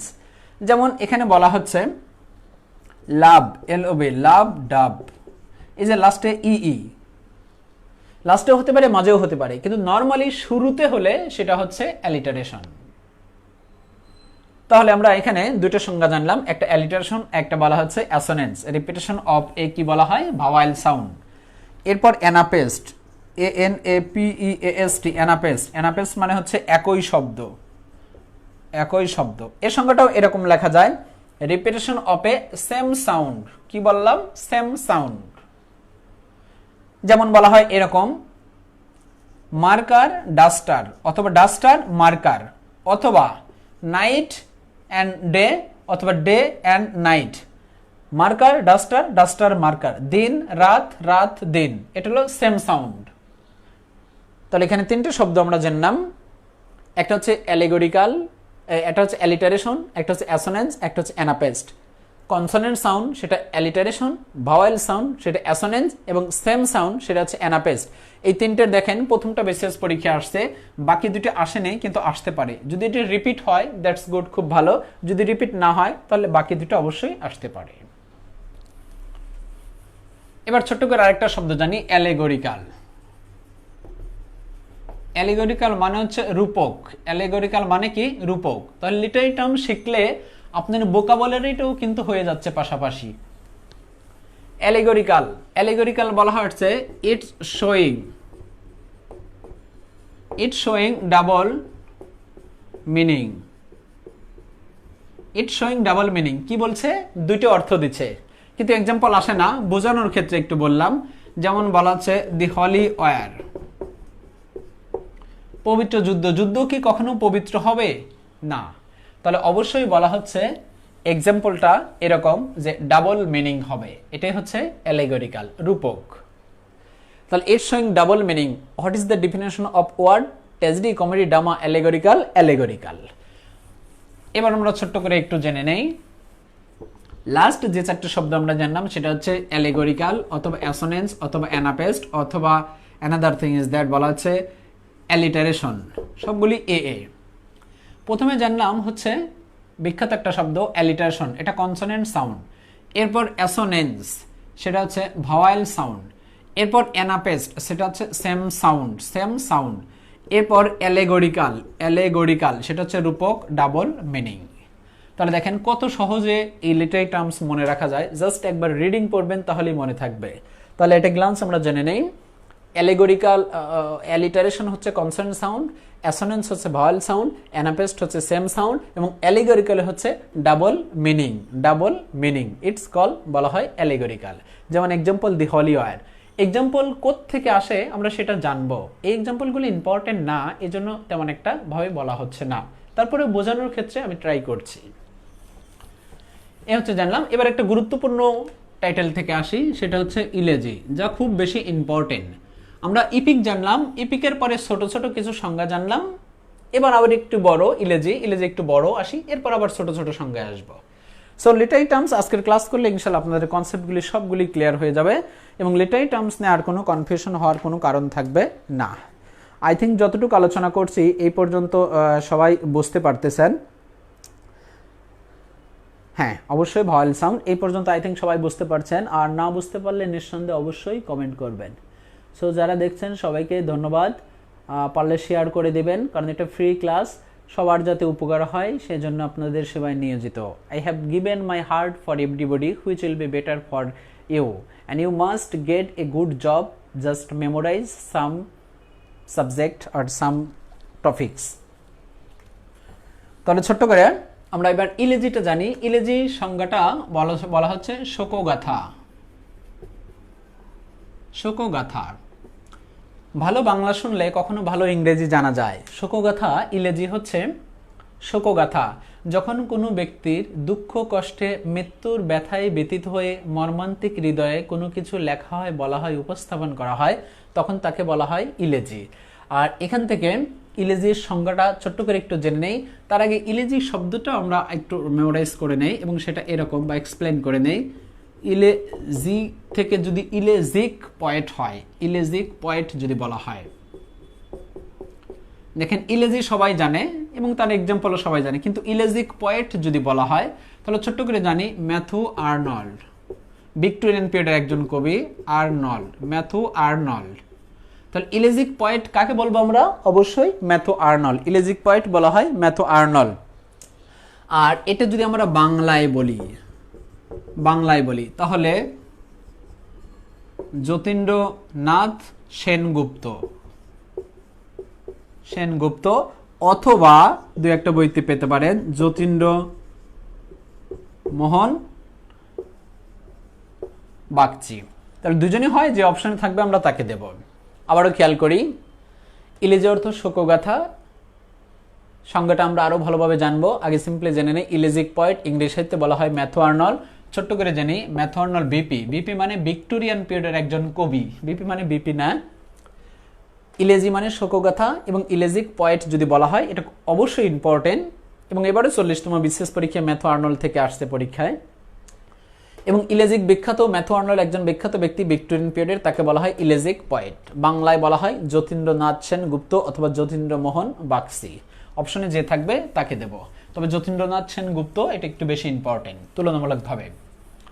এবার ছোট্ট করে আমরা ইলেজির সংজ্ঞাটা জেনে নেই, যা বাংলায় বললাম এটাকে আমরা ইংলিশে লিখি it's a lamentation, it's a lamentation, LAMENTATION, it's a lamentation. অথবা বলা হয় it's a morning, MOURN, morning না, ইউ আছে, মর্নিং। অথবা বলা হয় যে কোনো একটা সংজ্ঞা লিখলেই হয়, যে কোনো একটা সংজ্ঞা লিখলে হয়। অথবা বলা হচ্ছে another thing is that it's a lamentation, it's a mourning, অথবা it's a great shock, great shock, যেমন কারো মৃত্যুর সংবাদ শোনা, এটা কিন্তু একটা বড় গ্রেট শক। অথবা ইমর্টালিটি অফ দি সোলস, অথবা বলা হয় ডেথ অফ ডিয়ার। দেখেন আপনার যেটা ভালো লাগে যে কোনো একটা সংজ্ঞা নিতে পারেন, আর যদি পাঁচটায় জানেন তাহলে আরো ভালো, যত বেশি জানবেন তত ভালো। It's a lamentation, it's a mourning, it's a great shock, immortality of the soul, আত্মার অমরত্ব। যেমন আমরা পড়েছিলাম ওড টু ইমর্টালিটি, উইলিয়াম ওয়ার্ডসওয়ার্থের একটা বিখ্যাত কবিতা, ওড টু ইমর্টালিটি, আত্মার অমরত্ব। আত্মা কখনোই মরে না, সেটা অবিনশ্বর হয়ে থাকে, কিন্তু ফিজিক্স বা আদার্স নষ্ট হয়ে যায় বা মারা যায়। Death of dear, it's call elegy. তবে লাস্টের সংজ্ঞাটা এবং প্রথম সংজ্ঞাটা হচ্ছে পারফেক্ট, সবগুলি পারফেক্ট, তার মধ্যে থেকে সুবিধা মতো নিয়ে নেবেন। তাহলে আমরা জানি ইটস এ লেমেন্টেশন, ইলেজি দেখেন পাঁচটা বর্ণ, ELAGY, ইলেজি পাঁচটা বর্ণ এবং ইলেজি পাঁচটা ডিফিনেশন একই পয়েন্ট অফ ভিউ থেকে বলা হচ্ছে। ইটস এ পয়েম অফ, বলা হচ্ছে it's a lamentation, it's a বলা হয় mourning, it's a great shock, immortality of the soul এবং death of dear. That's enough. এই পাঁচটা সংজ্ঞার যে কোনো একটা সংজ্ঞা জানলেই আপনি পরীক্ষার মধ্যে ইজিলি ইলেজি থেকে কোশ্চেন কমন পাবেন এবং পরীক্ষা আসবে। এবার যেটা পরীক্ষায় আসে সেটা খুবই গুরুত্বপূর্ণ এবং ইলেজি থেকে অবশ্যই একটা কোশ্চেন কমন পেতে পারেন আপনি। ইলেজি আর ইপিক এই দুটো সাহিত্যের মধ্যে সবচেয়ে বেশি ইম্পর্টেন্ট। ইলেজির সংজ্ঞা আসে, অথবা ইলেজির এক্সাম্পল আসে, অথবা ইলেজিক পয়েন্ট আসে। ইলেজিক পয়েন্টের সেই ব্যক্তিগুলি অবশ্যই পরীক্ষায় আসবেই ইনশাল্লাহ। তাহলে ছোট্ট করে আমরা অ্যাংলো সেকশন থেকে পোস্ট মডার্ন পর্যন্ত একটু ইলেজি জেনে নেই, যেরকমটা ইপিক জানলাম। তাহলে ইলেজি থেকে আর কোনো মাথা ব্যথা থাকবে না আই থিঙ্ক। হ্যাঁ, এবং ছোট্ট করে আমরা প্রথম থেকে যাত্রা শুরু করি। দেখেন বলা হচ্ছে এডমান্ড স্পেন্সার, SPENSER সংক্ষেপে লিখলাম, তার একটা কবিতা দি অ্যাস্ট্রোফেল, ASTROPHEL। আমরা সবগুলি কিন্তু ইলেজির এক্সাম্পল জানছি। কিসের এক্সাম্পল জানছি? এই ইলেজির এক্সাম্পলটা জানছি। হ্যাঁ, এটার অতিরিক্ত লেখা দরকার নাই, আমরা এই পর্যন্ত জানব। সবগুলি কবিতা, ইলেজি পয়েম, শুধু পয়েমও হয় আবার ইলেজি পয়েমও হয়, তবে ইলেজি পয়েম অবশ্যই আমরা দেব, কারণ কবিতার অনেক ধরন আছে, যেমন epic poem, elegy poem, sonnet poem, pastoral poem. তাহলে এগুলি শুধু পয়েম হয়, ইলেজি পয়েমও হয়, তবে elegy poem write. Edmund Spenser একটা বিখ্যাত কবিতা, তার নাম দি অ্যাস্ট্রোফেল। এরপর বলা হচ্ছে থমাস গ্রে। দেখেন এই কোশ্চেনটা বিসিএসে 5 বার এসেছে এবং তার নাম হচ্ছে ইলেজি রিটেন। আমরা একটু যদিও বড়, elegy written in the country churchyard, in the country, COUNTRY country, এখানে সি লিখে দিলাম একটা বড় শব্দ, চার্চইয়ার্ড, CHUCHYARD। এরপর দেখেন ছোট্ট করে আমরা আরেকটার দিকে চলে যাই, সেটা হচ্ছে জন মিল্টন। জন মিল্টন একটা কবিতা লিখেছিল লুসিডাস বা লাইসিডাস। এটা হচ্ছে একটা ইলেজি পয়েম, সবগুলি ইলেজি পয়েম লিখছি। এরপর পিবি শেলিকে আমরা বলি পার্সি বিশি শেলি, বা মনে রাখার জন্য বলা যায় পাশের বাড়ি শেলি, বা পাশের বাড়ি শালি, বা পাশের বাড়ি শালা, বা বাংলাদেশ পুলিশ সার্ভিস, যে যেভাবে মনে রাখে। সে লিখেছিল অ্যাডোনাইস, NAISS। এটা একটা ইলেজি পয়েম। এরপরে যে ব্যক্তি জানবো সেটা ব্যক্তি হচ্ছে ম্যাথু আর্নল্ড, যাকে আমরা ইলেজিক পয়েট বললাম। এই ম্যাথু আর্নল্ড বিখ্যাত একজন ব্যক্তি, তার একটা ইলেজি হচ্ছে THYRSIS,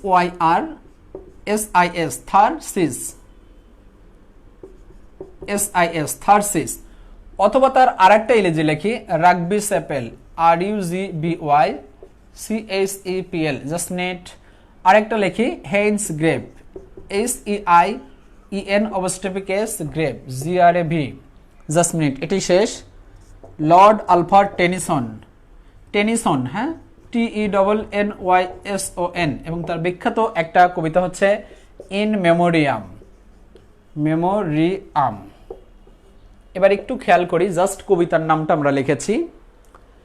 Edmund Spenser Astrophel, Thomas Gray GRAY, elegy written in the country churchyard, John Milton Lycidas বা Lycidas, Percy Shelley Adonais, Matthew Arnold তিনটে লিখেছিল, এজন্য তাকে ইলেজিক পয়েট বলা হয়েছিল। এতটা দুঃখ কষ্ট পেয়েছিল তার বাবার মৃত্যুতে, তার ভাইয়ের মৃত্যুতে এবং তার বন্ধুর মৃত্যুতে। Thyrsis, Rugby Chapel, Heine's grave.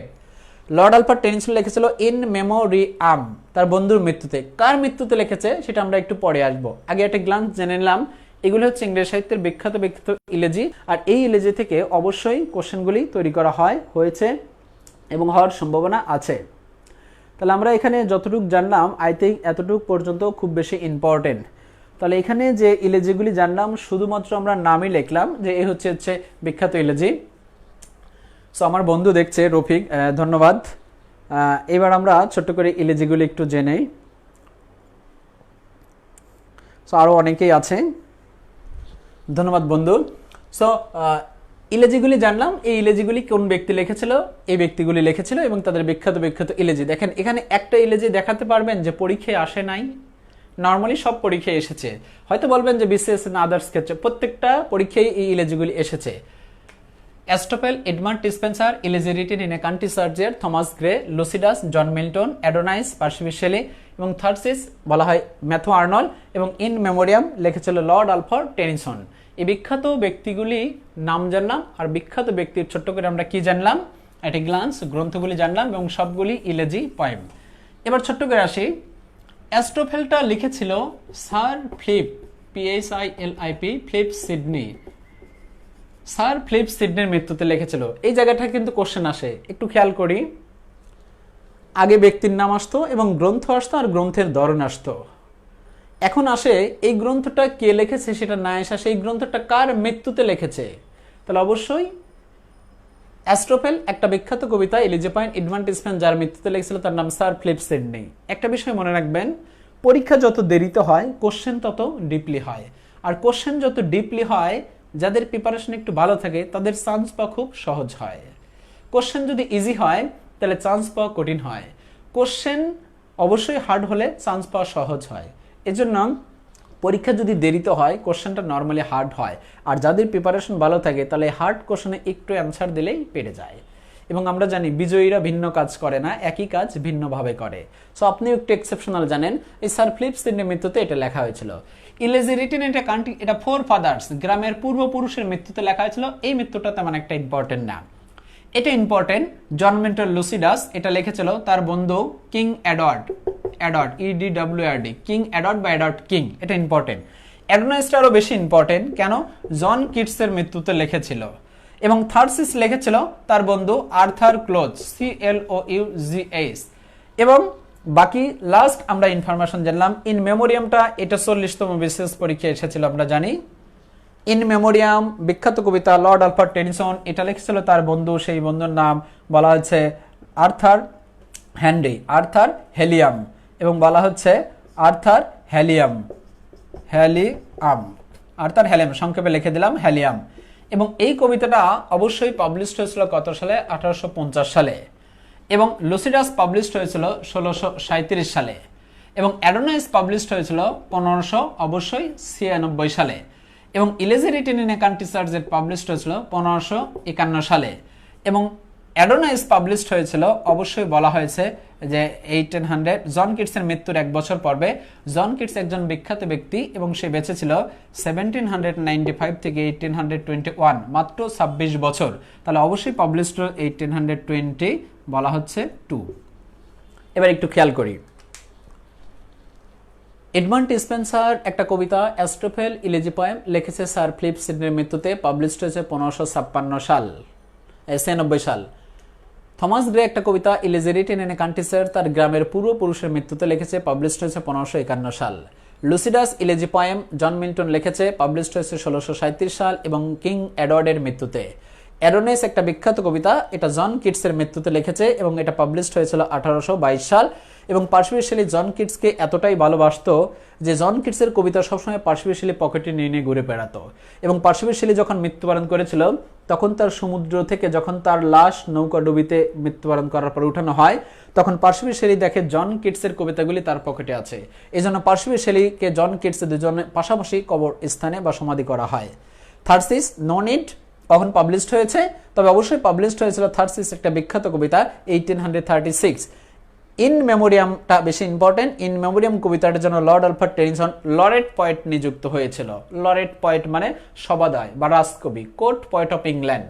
তবে প্রথম লরেট পয়েট জন ডাইডেন। লরেট পয়েট সাহিত্যের মধ্যে অনেক ব্যক্তি আছে, তার মধ্যে একজন লর্ড আলফ্রেড টেনিসন, এবং এই কবিতাটা লর্ড আলফ্রেড টেনিসন লিখেছিল ইন মেমোরিয়াম।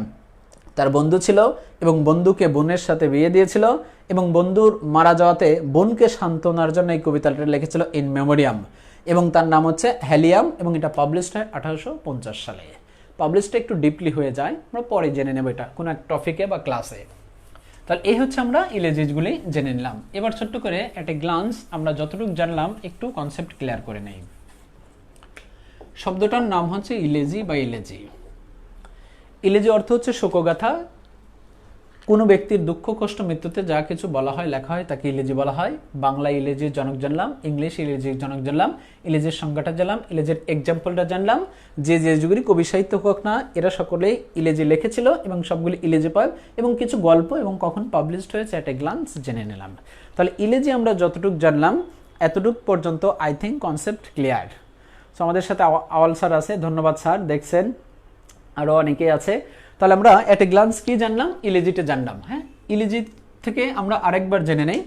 ইলেজি অর্থ শোকগাথা। কোনো ব্যক্তির দুঃখ কষ্ট মৃত্যুতে যা কিছু লেখা হয়, বলা হয়, উপস্থাপন করা হয় তাকে বলা হয় elegy. It's a poem of sorrow, অথবা it's a lamentation, it's a mourning, it's a great shock, death of dear, immortality of the soul. বিখ্যাত ব্যক্তির ইলেজিগুলি জানলাম ইংরেজ সাহিত্যের অ্যাংলো সেকশন থেকে পোস্ট মডার্ন পিরিয়ড পর্যন্ত, এবং বাংলায় বলা হয় ইলেজির জনক হচ্ছে বা দুঃখবাদী কবি হচ্ছে কে? যতীন্দ্রমোহন বাগচি অথবা যতীন্দ্রনাথ সেনগুপ্ত। আর ইলেজিক পয়েট ইংলিশে বলা হয় ম্যাথু আর্নল্ড, সে ভিক্টোরিয়ান পিরিয়ডে একজন বিখ্যাত ব্যক্তি। তাহলে আমরা ইলেজি থেকে দ্যাটস এনাফ। এবার ছোট্ট করে আমরা অন্য কিছু জানি, সেটা হচ্ছে বিখ্যাত আরেকটা শব্দ হচ্ছে লিরিক। এই লিরিক থেকে কোশ্চেন আসে। লিরিক অর্থ হচ্ছে গীতি কবিতা, গীতি কবিতা, এবং লিরিকটাও ইম্পর্টেন্ট, পরীক্ষা আসে লিরিক। লিরিক শব্দটা অর্থ হচ্ছে গীতি কবিতা। হ্যাঁ, গীতি কবিতার অর্থ অনেক হতে পারে। ওড অর্থ গীতি কবিতা, ব্লাড অর্থ দীর্ঘ গীতি কাহিনীমূলক কবিতা, লিরিক অর্থ গীতি কবিতা, কিন্তু অর্থটা এখানে ইম্পর্টেন্ট না। এখানে ছোট্ট করে একটু গল্প করি। LYRE লায়ার থেকে LYRIC লিরিক শব্দটা এসেছে, আর লিরিক থেকে এসেছে হচ্ছে লিরিকাল, আর লিরিকাল থেকে এসেছে লিরিসিস্ট, SIC লিরিসিস্ট বা লিরিস্ট, লিরিসিস্ট বা লিরিস্ট, লিরিসিস্ট বা লিরিস্ট। তাহলে ছোট্ট করে আমরা এখানে জানলাম যে বিখ্যাত একজন ব্যক্তি, লিরিক শব্দটা সেটা হচ্ছে অবশ্যই অর্থ গীতি কবিতা। খেয়াল করি, লায়ার শব্দ থেকে লিরিক এসেছে, লিরিক থেকে লিরিকাল, লিরিকাল থেকে লিরিসিস্ট বা লিরিস্ট। এখন এখানে যদি কোশ্চেন আসে যে LYRIC lyric is a dash word, lyric is a dash word, তাহলে কি শব্দ বলেন তো? তাহলে অবশ্যই এই ইনফরমেশনটা ইম্পর্টেন্ট, সেটা হচ্ছে গ্রিক ওয়ার্ড। তা লিরিক একটা কি শব্দ আমরা জানলাম, নর্মাল লিরিক জানলাম হচ্ছে লিরিক হচ্ছে একটা গ্রিক ওয়ার্ড। লিরিক হচ্ছে একটা কি শব্দ? Greek word. তাহলে এত কিছু জানার দরকার নাই, শুধু এতটুকু জানি লিরিক অর্থ গীতি কবিতা, আর lyric is a dash word, Greek word.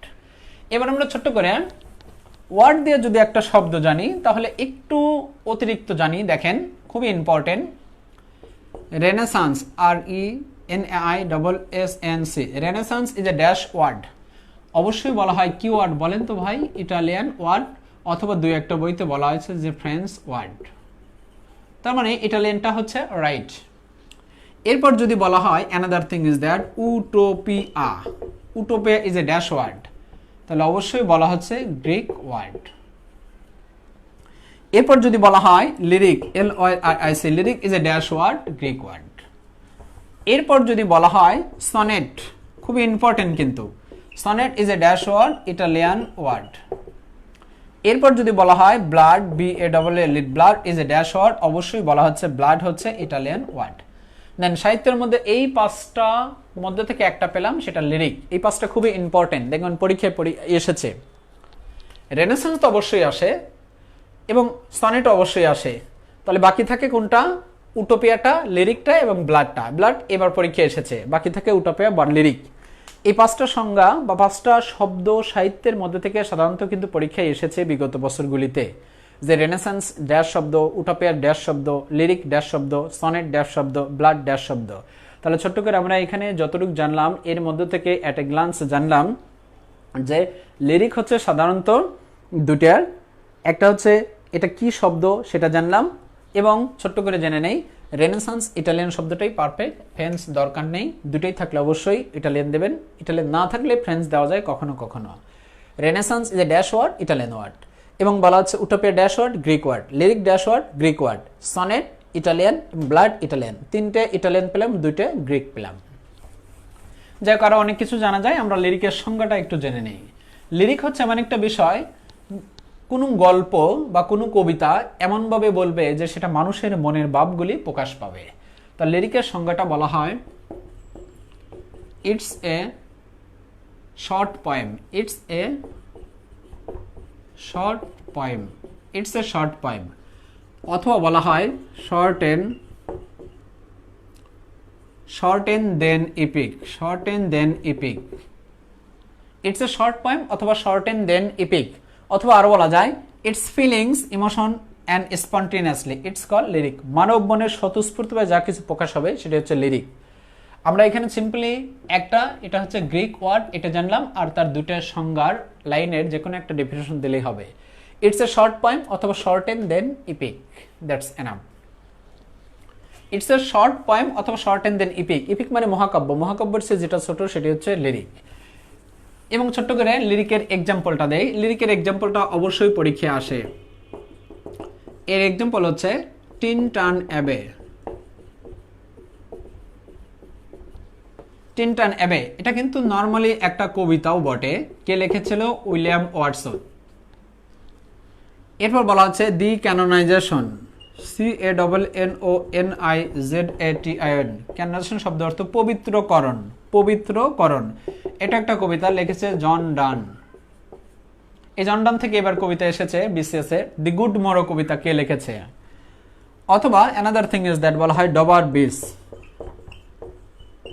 ডবার বিস একটা কবিতা, এটা লিখেছে Matthew Arnold, Matthew Arnold. Example বেশি জানলে মনে রাখতে সুবিধা হবে। এখান থেকে এভাবেও কোশ্চেন হয়েছে, টিন টান অ্যাবে কে লিখেছে? উইলিয়াম ওয়ার্ডসওয়ার্থ, কোন ধরনের গ্রন্থ? কবিতা। ক্যানোনাইজেশন কে লিখেছে? উইলিয়াম ওয়ার্ডসওয়ার্থ, কোন ধরনের গ্রন্থ? কবিতা। ডবার বিস কে লিখেছে? ম্যাথু আর্নল্ড, কোন ধরনের গ্রন্থ? কবিতা। ডবার বিস একটা সমুদ্রের কথা বলা আছে, এই যে প্রণালী আছে আমরা জানি, পৃথিবীর বিভিন্ন দেশকে বিভিন্ন প্রণালী দিয়ে পৃথক করা হয়েছে। এই বিখ্যাত তিনটে কবিতায় তিনজন ব্যক্তি লিখেছে, আর এই তিনটে কবিতাই হচ্ছে লিরিকের এক্সাম্পল। তাহলে ছোট্ট করে জানলাম লিরিক হচ্ছে শব্দটা গ্রিক ওয়ার্ড, এর অর্থটা জানলাম, এর সংজ্ঞাটা জানলাম, এবং এটা এক্সাম্পল জানলাম। এই এক্সাম্পলটা অবশ্যই ইম্পর্টেন্ট লিরিক, আর লিরিক থেকে সাধারণত কিন্তু পরীক্ষায় চলে আসে। ওকে, ধন্যবাদ। এবার লিরিক থেকে আমরা ছোট্ট করে আরেকটু ডিপলি জানি। দেখেন, এই লিরিক এমন একটা বিষয় যে সাহিত্যের অনেক পার্টের মধ্যে লিরিক শব্দটা আপনি পাবেন, কেননা লিরিককে মনে রাখা যায়। লিরিককে মনে রাখুন এভাবে, লিরিক মূলত 6টা শব্দ আলোচনা করে। ওড অ্যাশ, ওডেশ কোনো কিছুই না, ওডেশ কোনো শব্দ নেই পৃথিবীতে, ওডেশ বলতে কোনো শব্দ নেই, আলাদা আলাদা শব্দ হতে পারে, কখনো কখনো ওড শব্দটা আছে। এই 6টা লিরিক আলোচনা করে, এই 6টা লিরিক আলোচনা করে, এজন্য মনে রাখবেন ode ash, lyric ode ash. এবার ওতে বলা হয় ওড, ডিতে বলা হয় dramatic monologue, dramatic monologue, monologue, এবং ইতে বলা হয় ইপিথালিমিয়ন, এবং অ্যানাদার ইতে বলা হয় ইলেজি, এবং অ্যানাদার এসতে বলা হয় সনেট, এন্ড লাস্টে এইচতে বলা হয় হিম। দেখেন, এই 6টা শব্দ মূলত কি আলোচনা করে? লিরিক আলোচনা করে।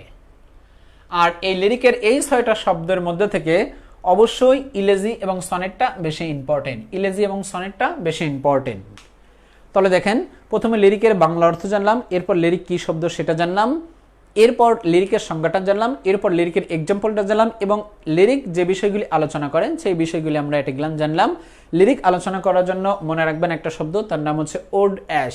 আর ওড অ্যাশ এমন একটা শব্দ যে ওতে ওড, ডিতে ড্রামাটিক মনোলগ, ইতে ইলেজি বা ইপিথালিমিয়ন, অ্যানাদার ইতে ইপিথেলিয়ান বা ইলেজি, এসতে বলা হয় সনেট, এইচতে বলা হচ্ছে হিম। এই 6টা শব্দও কিন্তু লিটারি টার্মসের মধ্যে বা ফিগার অফ স্পিচের মধ্যে অন্তর্ভুক্ত, কিন্তু এই 6টা শব্দ থেকে অবশ্যই 2টো শব্দ পরীক্ষা আসে, একটা হচ্ছে ইলেজি, একটা হচ্ছে হিম, সনেট। তাহলে দেখেন, এই 6টা শব্দ ছোট্ট করে আমরা একটু জেনে নেই। ওড অর্থ গীতি কবিতা, ওড অর্থ কি? গীতি কবিতা। হ্যাঁ, গীতি কবিতার অর্থ অনেক হতে পারে, গীতি কবিতা। ড্রামাটিক মনোলগ মানে একক বক্তা, একক বক্তা। ইপিথ্যালিয়াম হচ্ছে বিয়েতে যে গান হয়, বিয়েতে যে গান হয়, বিয়েতে যে গান হয়, বিয়েতে গান মানে বিয়েতে যে গান হয়। ইলিজি অর্থ জানলাম শোকগাথা। সনেট অর্থ আমরা জানি চতুর্দশপদী কবিতা বা মৃদুধ্বনি। আর হিম অর্থ প্রশংসা।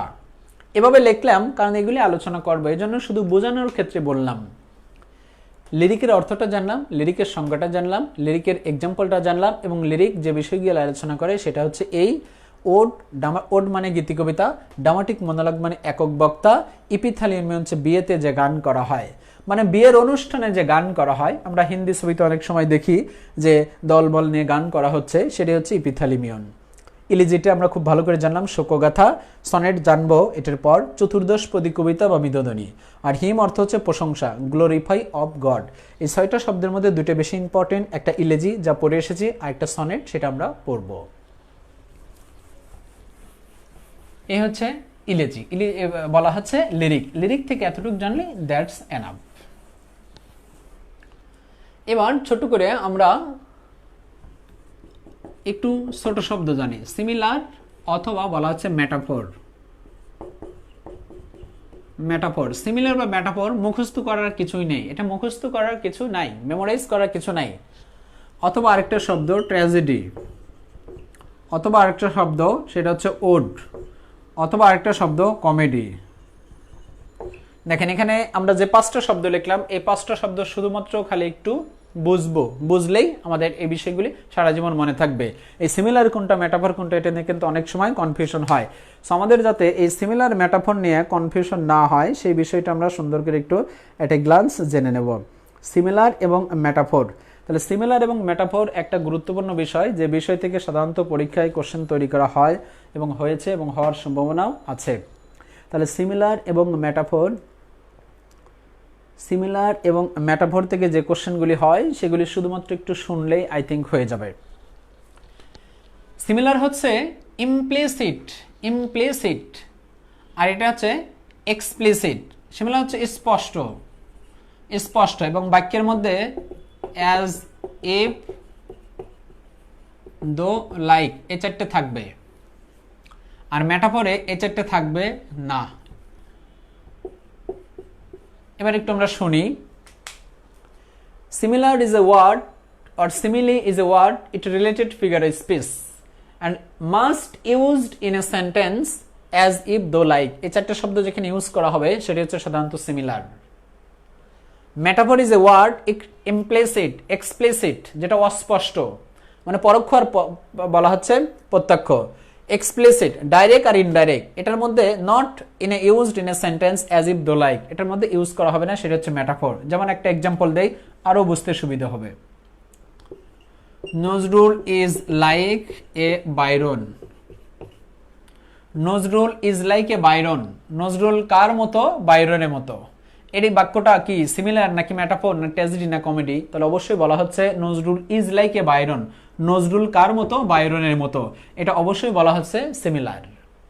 যদি এখানে বলা হয়তো Nazrul is Byron, Nazrul is Byron, তাহলে অবশ্যই সেটা কি হয়তো?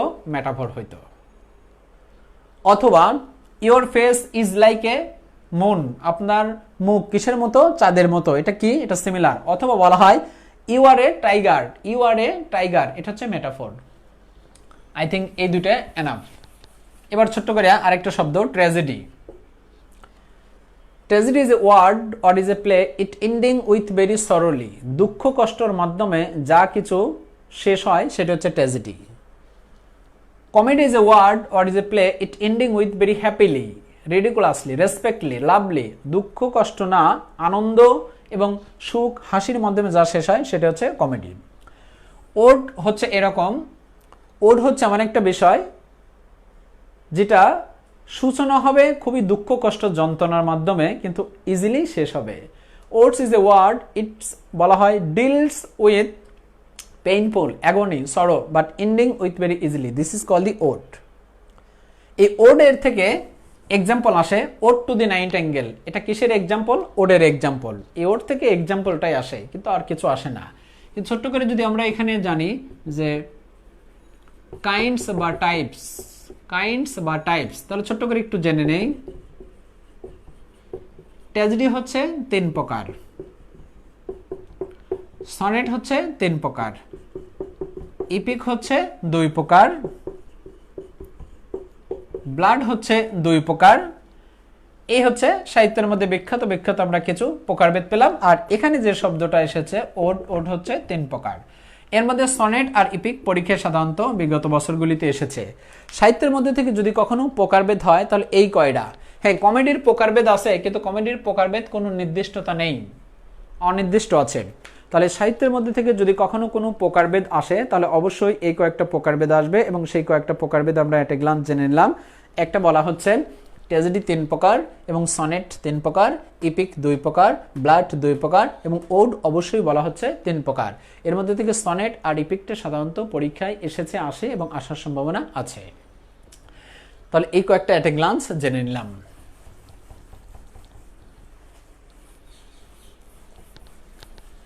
এবার ছোট্ট করে আমরা ব্লাড শব্দটা একটু জেনে নেই। ব্লাড শব্দ অর্থ দীর্ঘ গীতি, দীর্ঘ গীতি, কাহিনীমূলক কবিতা, কাহিনীমূলক কবিতা। এখানে দীর্ঘ গীতি কাহিনীমূলক কবিতা বলা হয়, দীর্ঘ গীতি কাহিনীমূলক কবিতা। ব্লাড শব্দটা BALLARD, ব্লাড এ থেকে এসেছে, যার অর্থ হচ্ছে নৃত্য করা, নৃত্য করা। এবং এত কিছু না জেনে ছোট্ট করে এটা জানি যে ড্যাশ ওয়ার্ড, ব্লাড শব্দটা ড্যাশ ওয়ার্ড, তাহলে অবশ্যই বলবো যে ইটালিয়ান ওয়ার্ড, ইটালিয়ান ওয়ার্ড।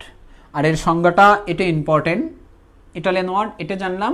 আর এর সংজ্ঞাটা বলা হয় it is a long narrative poem, it is a long narrative poem, long narrative poem. হ্যাঁ, ইপিকের সংজ্ঞা আর এটার সংজ্ঞা এনাফ, একই, তবে একটু পার্থক্য আছে। অথবা এটা লিখি, এটা যদি ভালো না লাগে, romantic pop song, romantic pop song. Last আরেকটা লিখি, কবিতাকে, কবিতাকে ব্লাড বলে। দেখেন এখানে যতটুকু লিখেছি ততটুকু হচ্ছে এরকম। ব্লাড শব্দ অর্থ দীর্ঘগীতি কাহিনীমূলক কবিতা। ব্লাড শব্দটা ব্লাড রে থেকে এসেছে, এটা একটা বলা হয় বাংলা অর্থ নৃত্য করা, গান করা, কবিতা আবৃত্তি করা। সহজ কথা, এখানে একটা জিনিস মনে রাখবেন, ballad is a dash word, Italian word. এর সংজ্ঞা যে কোনো একটা দিলেই হয়। It's a long narrative poem অথবা romantic pop song, romantic pop song অথবা কবিতাকে ব্লাড বলা হয়, যে কোনো একটা ডেফিনেশন দিলেই হবে। এবং ছোট্ট করে আমরা জানি এর এক্সাম্পলটা খুব বেশি ইম্পর্টেন্ট। এবং ব্লাড হচ্ছে আমরা জানি কয় প্রকার, সিম্পলি জানলাম ব্লাড হচ্ছে কয় প্রকার, 2 প্রকার। ব্লাড হচ্ছে 2 প্রকার। প্রথম হচ্ছে লিটারেরি ব্লাড। আর এই লিটারেরি ব্লাড থেকে অবশ্যই পরীক্ষায় কোশ্চেন আসে, এবং বিশেষ এখান থেকে কোশ্চেন এসেছিল, দেখবেন the rhyme, the rhyme of the ancient mariner, ancient mariner. এটা ছোট্ট করে জানলাম, যদিও ব্লাডের এক্সাম্পল, কিন্তু এটা লিখেছিল এসটি কলিজের একটা বিখ্যাত কবিতা। দ্বিতীয় ব্লাড, এটা পরীক্ষায় তেমন একটা আসে না, তারপরে জেনে রাখবেন আসতে পারে, বলা হয় ফল্ক, FOLK, ফল্ক বা ট্র্যাডিশনাল, ফল্ক, ট্র্যাডিশনাল বা পপুলার ব্লাড, পপুলার ব্লাড। এটা দ্বিতীয় প্রকারভেদ। এর ছোট্ট করে একটা এক্সাম্পল জানি, সেটা হচ্ছে the cruel mother, CRUEL, cruel mother. এটা একটা মেজর ওয়ার্ড এবং এটা লেখছিল টুয়া কোরবিস। এবার একটু জেনে নেই, এটা খুব ইম্পর্টেন্ট। ব্লাড থেকে অবশ্যই পরীক্ষায় কোশ্চেন আসে, আমরা একটা গ্লান্স জেনে নেই যতটুকু জানলাম। ব্লাড শব্দটা ব্লাড এ থেকে এসেছিল, যার অর্থ দীর্ঘগীতি কবিতা, এবং ব্লাডে অর্থ হচ্ছে নৃত্য করা, গান করা, কবিতা আবৃত্তি করা। ব্লাড শব্দটা হচ্ছে অবশ্যই ইটালিয়ান ওয়ার্ড, এবং it's a long narrative poem অথবা বলা হয় রোমান্টিক পপ সং অথবা কবিতাকে ব্লাড বলা হয়। ব্লাড 2 প্রকার, একটা লিটারেরি ব্লাড, এক্সাম্পলটা হচ্ছে rhyme of the ancient mariner, ST কলিজের একটা কবিতা, অথবা লিটারেরি ব্লাড বা ব্লাডের এক্সাম্পল। ফল্ক, ট্র্যাডিশন বা popular ballad example the cruel mother, এটা লিখছে টুয়া কোরবিস, CORBIS একজন ব্যক্তির নাম, তার একটা গ্রন্থ দি ক্রুয়েল মাদার। তাহলে আমরা এখানে যতটুকু জানলাম, আই থিঙ্ক এই পর্যন্ত হচ্ছে খুব বেশি ইম্পর্টেন্ট। এই যে সংজ্ঞাগুলি আমরা জানছি সেটা খুব বেশি ইম্পর্টেন্ট। সো এই হচ্ছে আমাদের আজকের ক্লাস, এবং লিটারি টার্মস থেকে আমরা হচ্ছে নেক্সট ক্লাসে আবার পরবর্তীতে জেনে নেব। তার আগে ছোট্ট করে একটু দেখি কারো কোনো কমেন্ট আছে কি না। হ্যাঁ, ইজ দ্য এনি কমেন্ট? আরও কিছু লিটারি টার্মস আমাদের বাকি আছে, কিন্তু আমরা সময়ের জন্য আজ আলোচনা করলাম না। নেক্সটে আমরা অবশ্যই আলোচনা করব। যেমন আমাদের সনেট একটা ইম্পর্টেন্ট বিষয়টা রয়েছে, সনেট থেকে অবশ্যই কোশ্চেন তৈরি করা হয়। হ্যাঁ, আরও অনেক শব্দ আছে। তারপর হচ্ছে স্যাটার, স্যাটার, ব্যঙ্গচিত্র। স্যাটার থেকে পড়ার দরকার নাই, স্যাটার হচ্ছে এমন একটা বিষয়, ব্যঙ্গচিত্র করার পয়েন্ট অফ ভিউ থেকে বলা হয় জোনাথন সুইফট একজন best satirist in the history of English literature. আর সনেট শব্দটা সনেটো থেকে এসেছিল, এটা একটা ইটালিয়ান ওয়ার্ড যার অর্থ চতুর্দশপদী কবিতা বা মৃদুধ্বনি। A poem of 14 line it's call বলা হয় সনেট। তবে সনেটের জনক হচ্ছে স্যার থমাস ওয়াট। সনেট 3 প্রকার। ইটালিয়ান সনেটের জনক পেত্রা, ইংলিশ সনেটের জনক উইলিয়াম শেক্সপিয়ার এবং স্পেন্সারিয়ান সনেটের জনক হলো অবশ্যই এডমান্ড স্পেন্সার। ওকে, যে যেখান থেকে দেখছেন সবাইকে ধন্যবাদ। So last one, is the any question? আমাদের দীপেন সূত্রধর দীপ লিখেছে, খুব আছে, কিছু প্রশংসা করেছে, ঠিক আছে, ধন্যবাদ। মিঠুন লিখেছে, হ্যাঁ, ওড হচ্ছে এমন একটা বিষয়, ওডটা একটু বলি। ওড অর্থ হচ্ছে দীর্ঘ গীতি কবিতা। ওড শব্দটা এমন একটা বিষয় যেটা খুব দুঃখ, কষ্ট, যন্ত্রণার মাধ্যমে আরম্ভ হবে কিন্তু ইজিলি শেষ হবে, সেটা হচ্ছে ode. Ode is a word, it's refers related to figure of speech and it deals with painful agony, sorrow, but ending with very easily. This is called the ode. ওডের 3টা প্রকারভেদ, রেগুলার, ইরেগুলার, হ্যারোসিয়া বা pipette ode. কিন্তু আসতে পারে ওডের example কোনটি? সেটা হচ্ছে Ode to the Nightingale, একটা কবিতা, সেটা জন কিটসের। তাছাড়া ওড থেকে নর্মালি কোনো কিছু আসে না। এ হচ্ছে ওড। এবার ছোট্ট করে আরেকটু দেখে আসি জাস্ট নেট। ওকে, যারা দেখছে সবাইকে ধন্যবাদ। Is the any comment? I think আর কোনো, হ্যাঁ, এটা এফবিতে সেভ করা থাকবে, শুনে নিতে পারবেন। হ্যাঁ, শেয়ার করে দিতে পারবেন। হ্যাঁ, আর এখানে যতটুকু আমরা আলোচনা করলাম এটা হচ্ছে লিটারি টার্মসের একটা ক্লাস। আর ইংরেজি সাহিত্যে যারা ক্লাস করতে চান বা প্রাইভেট পড়তে চান আমার ব্যাচে, আমি প্রাইভেট শুরু করছি I think, so personally private পড়তে পারেন। সেটা গ্রামার এবং লিটারেচার দুটেই 1000 টাকার বিনিময়ে, অথবা স্পেশাল হচ্ছে শুধু লিটারেচারও পড়তে পারেন 1000 টাকার বিনিময়ে। নিঃসন্দেহে আপনাদের কোর্স শেষ করে দেওয়া হবে। সেটা হচ্ছে আপনার 15টা ক্লাস বা এর ঊর্ধ্বে সাহিত্য শেষ করার দায়িত্ব আমার, আপনি শুধু অ্যাডমিট হবেন টাকা দিয়ে, দ্যাটস এনাফ। আর মাঝে মাঝে ফ্রি ক্লাস দেয়, এই ক্লাসগুলো অবশ্যই করবেন, শেয়ার করে দেবেন, আই থিঙ্ক এটা বেটার হবে। সো লাস্ট ওয়ান, কোনো কোশ্চেন আছে আর? নাসির ভাই লিখেছে থ্যাংক ইউ। হ্যাঁ, ধন্যবাদ ভাই। সো যদি কোশ্চেন না থাকে দ্যাটস এনাফ। আমরা আজকে এতটুকু পর্যন্ত আলোচনা রেখে থেমে দেই এবং নেক্সট ক্লাসে আমরা অবশ্যই আলোচনা করব। So last 1 minute, is the any question? কারো কোনো কোশ্চেন আছে? 1 মিনিট একটু কোশ্চেন আলোচনা করি। Is the any question about in the whole literature, not only call the literary terms but also any kinds of poet in the whole literature? কবির নাম, জন্ম, মৃত্যু, গ্রন্থ, সাল, ডিউরেশন, সেঞ্চুরি, জন্ম, মৃত্যু, গ্রন্থের পাবলিশন, গ্রন্থের ক্যারেক্টার, হ্যাঁ, অথবা figure of speech. Okay, I think যেহেতু কারো কোনো কোশ্চেন নেই, সো ঠিক আছে, ভালো থাকবেন, সবাইকে ধন্যবাদ। আর ইংলিশ লিটারেচার হসপিটাল, এখানে বলা আছে ইংলিশ লিটারেচার,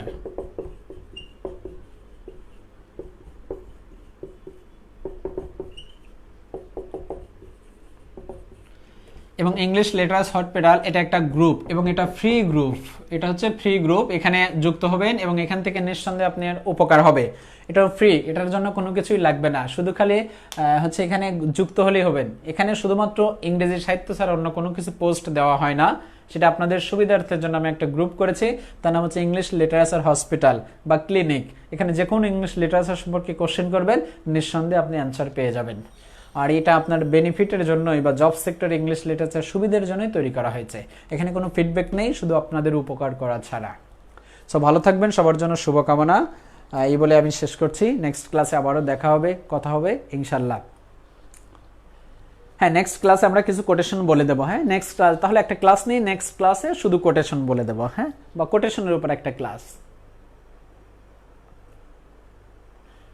হ্যাঁ ঠিক আছে নেবেন। হ্যাঁ এই যে কেয়া একটা কবিতা, আসলে আমি কবি নই, তারপরে ভাবি বসে কবি যদি হই। কবি হওয়া সহজ নয়, ইহা আমার বড় ভয়, তবু কেন মনে হয় কবি আমি হই, সারা জীবন আমি যেন কবিতাই রই। ঠিক আছে, কবিতা হচ্ছে একটা ভালো জিনিস, উপলব্ধি করার বিষয়, যেটা আপনারা জানবেন, বুঝবেন, উপলব্ধি করবেন। কবি হচ্ছে কবিতা, আর কবিতা হচ্ছে কিছু ছবি কথা বলে এবং নিঃশব্দে শব্দ তৈরি করে, আর নিঃশব্দের মূল্য অমূল্য।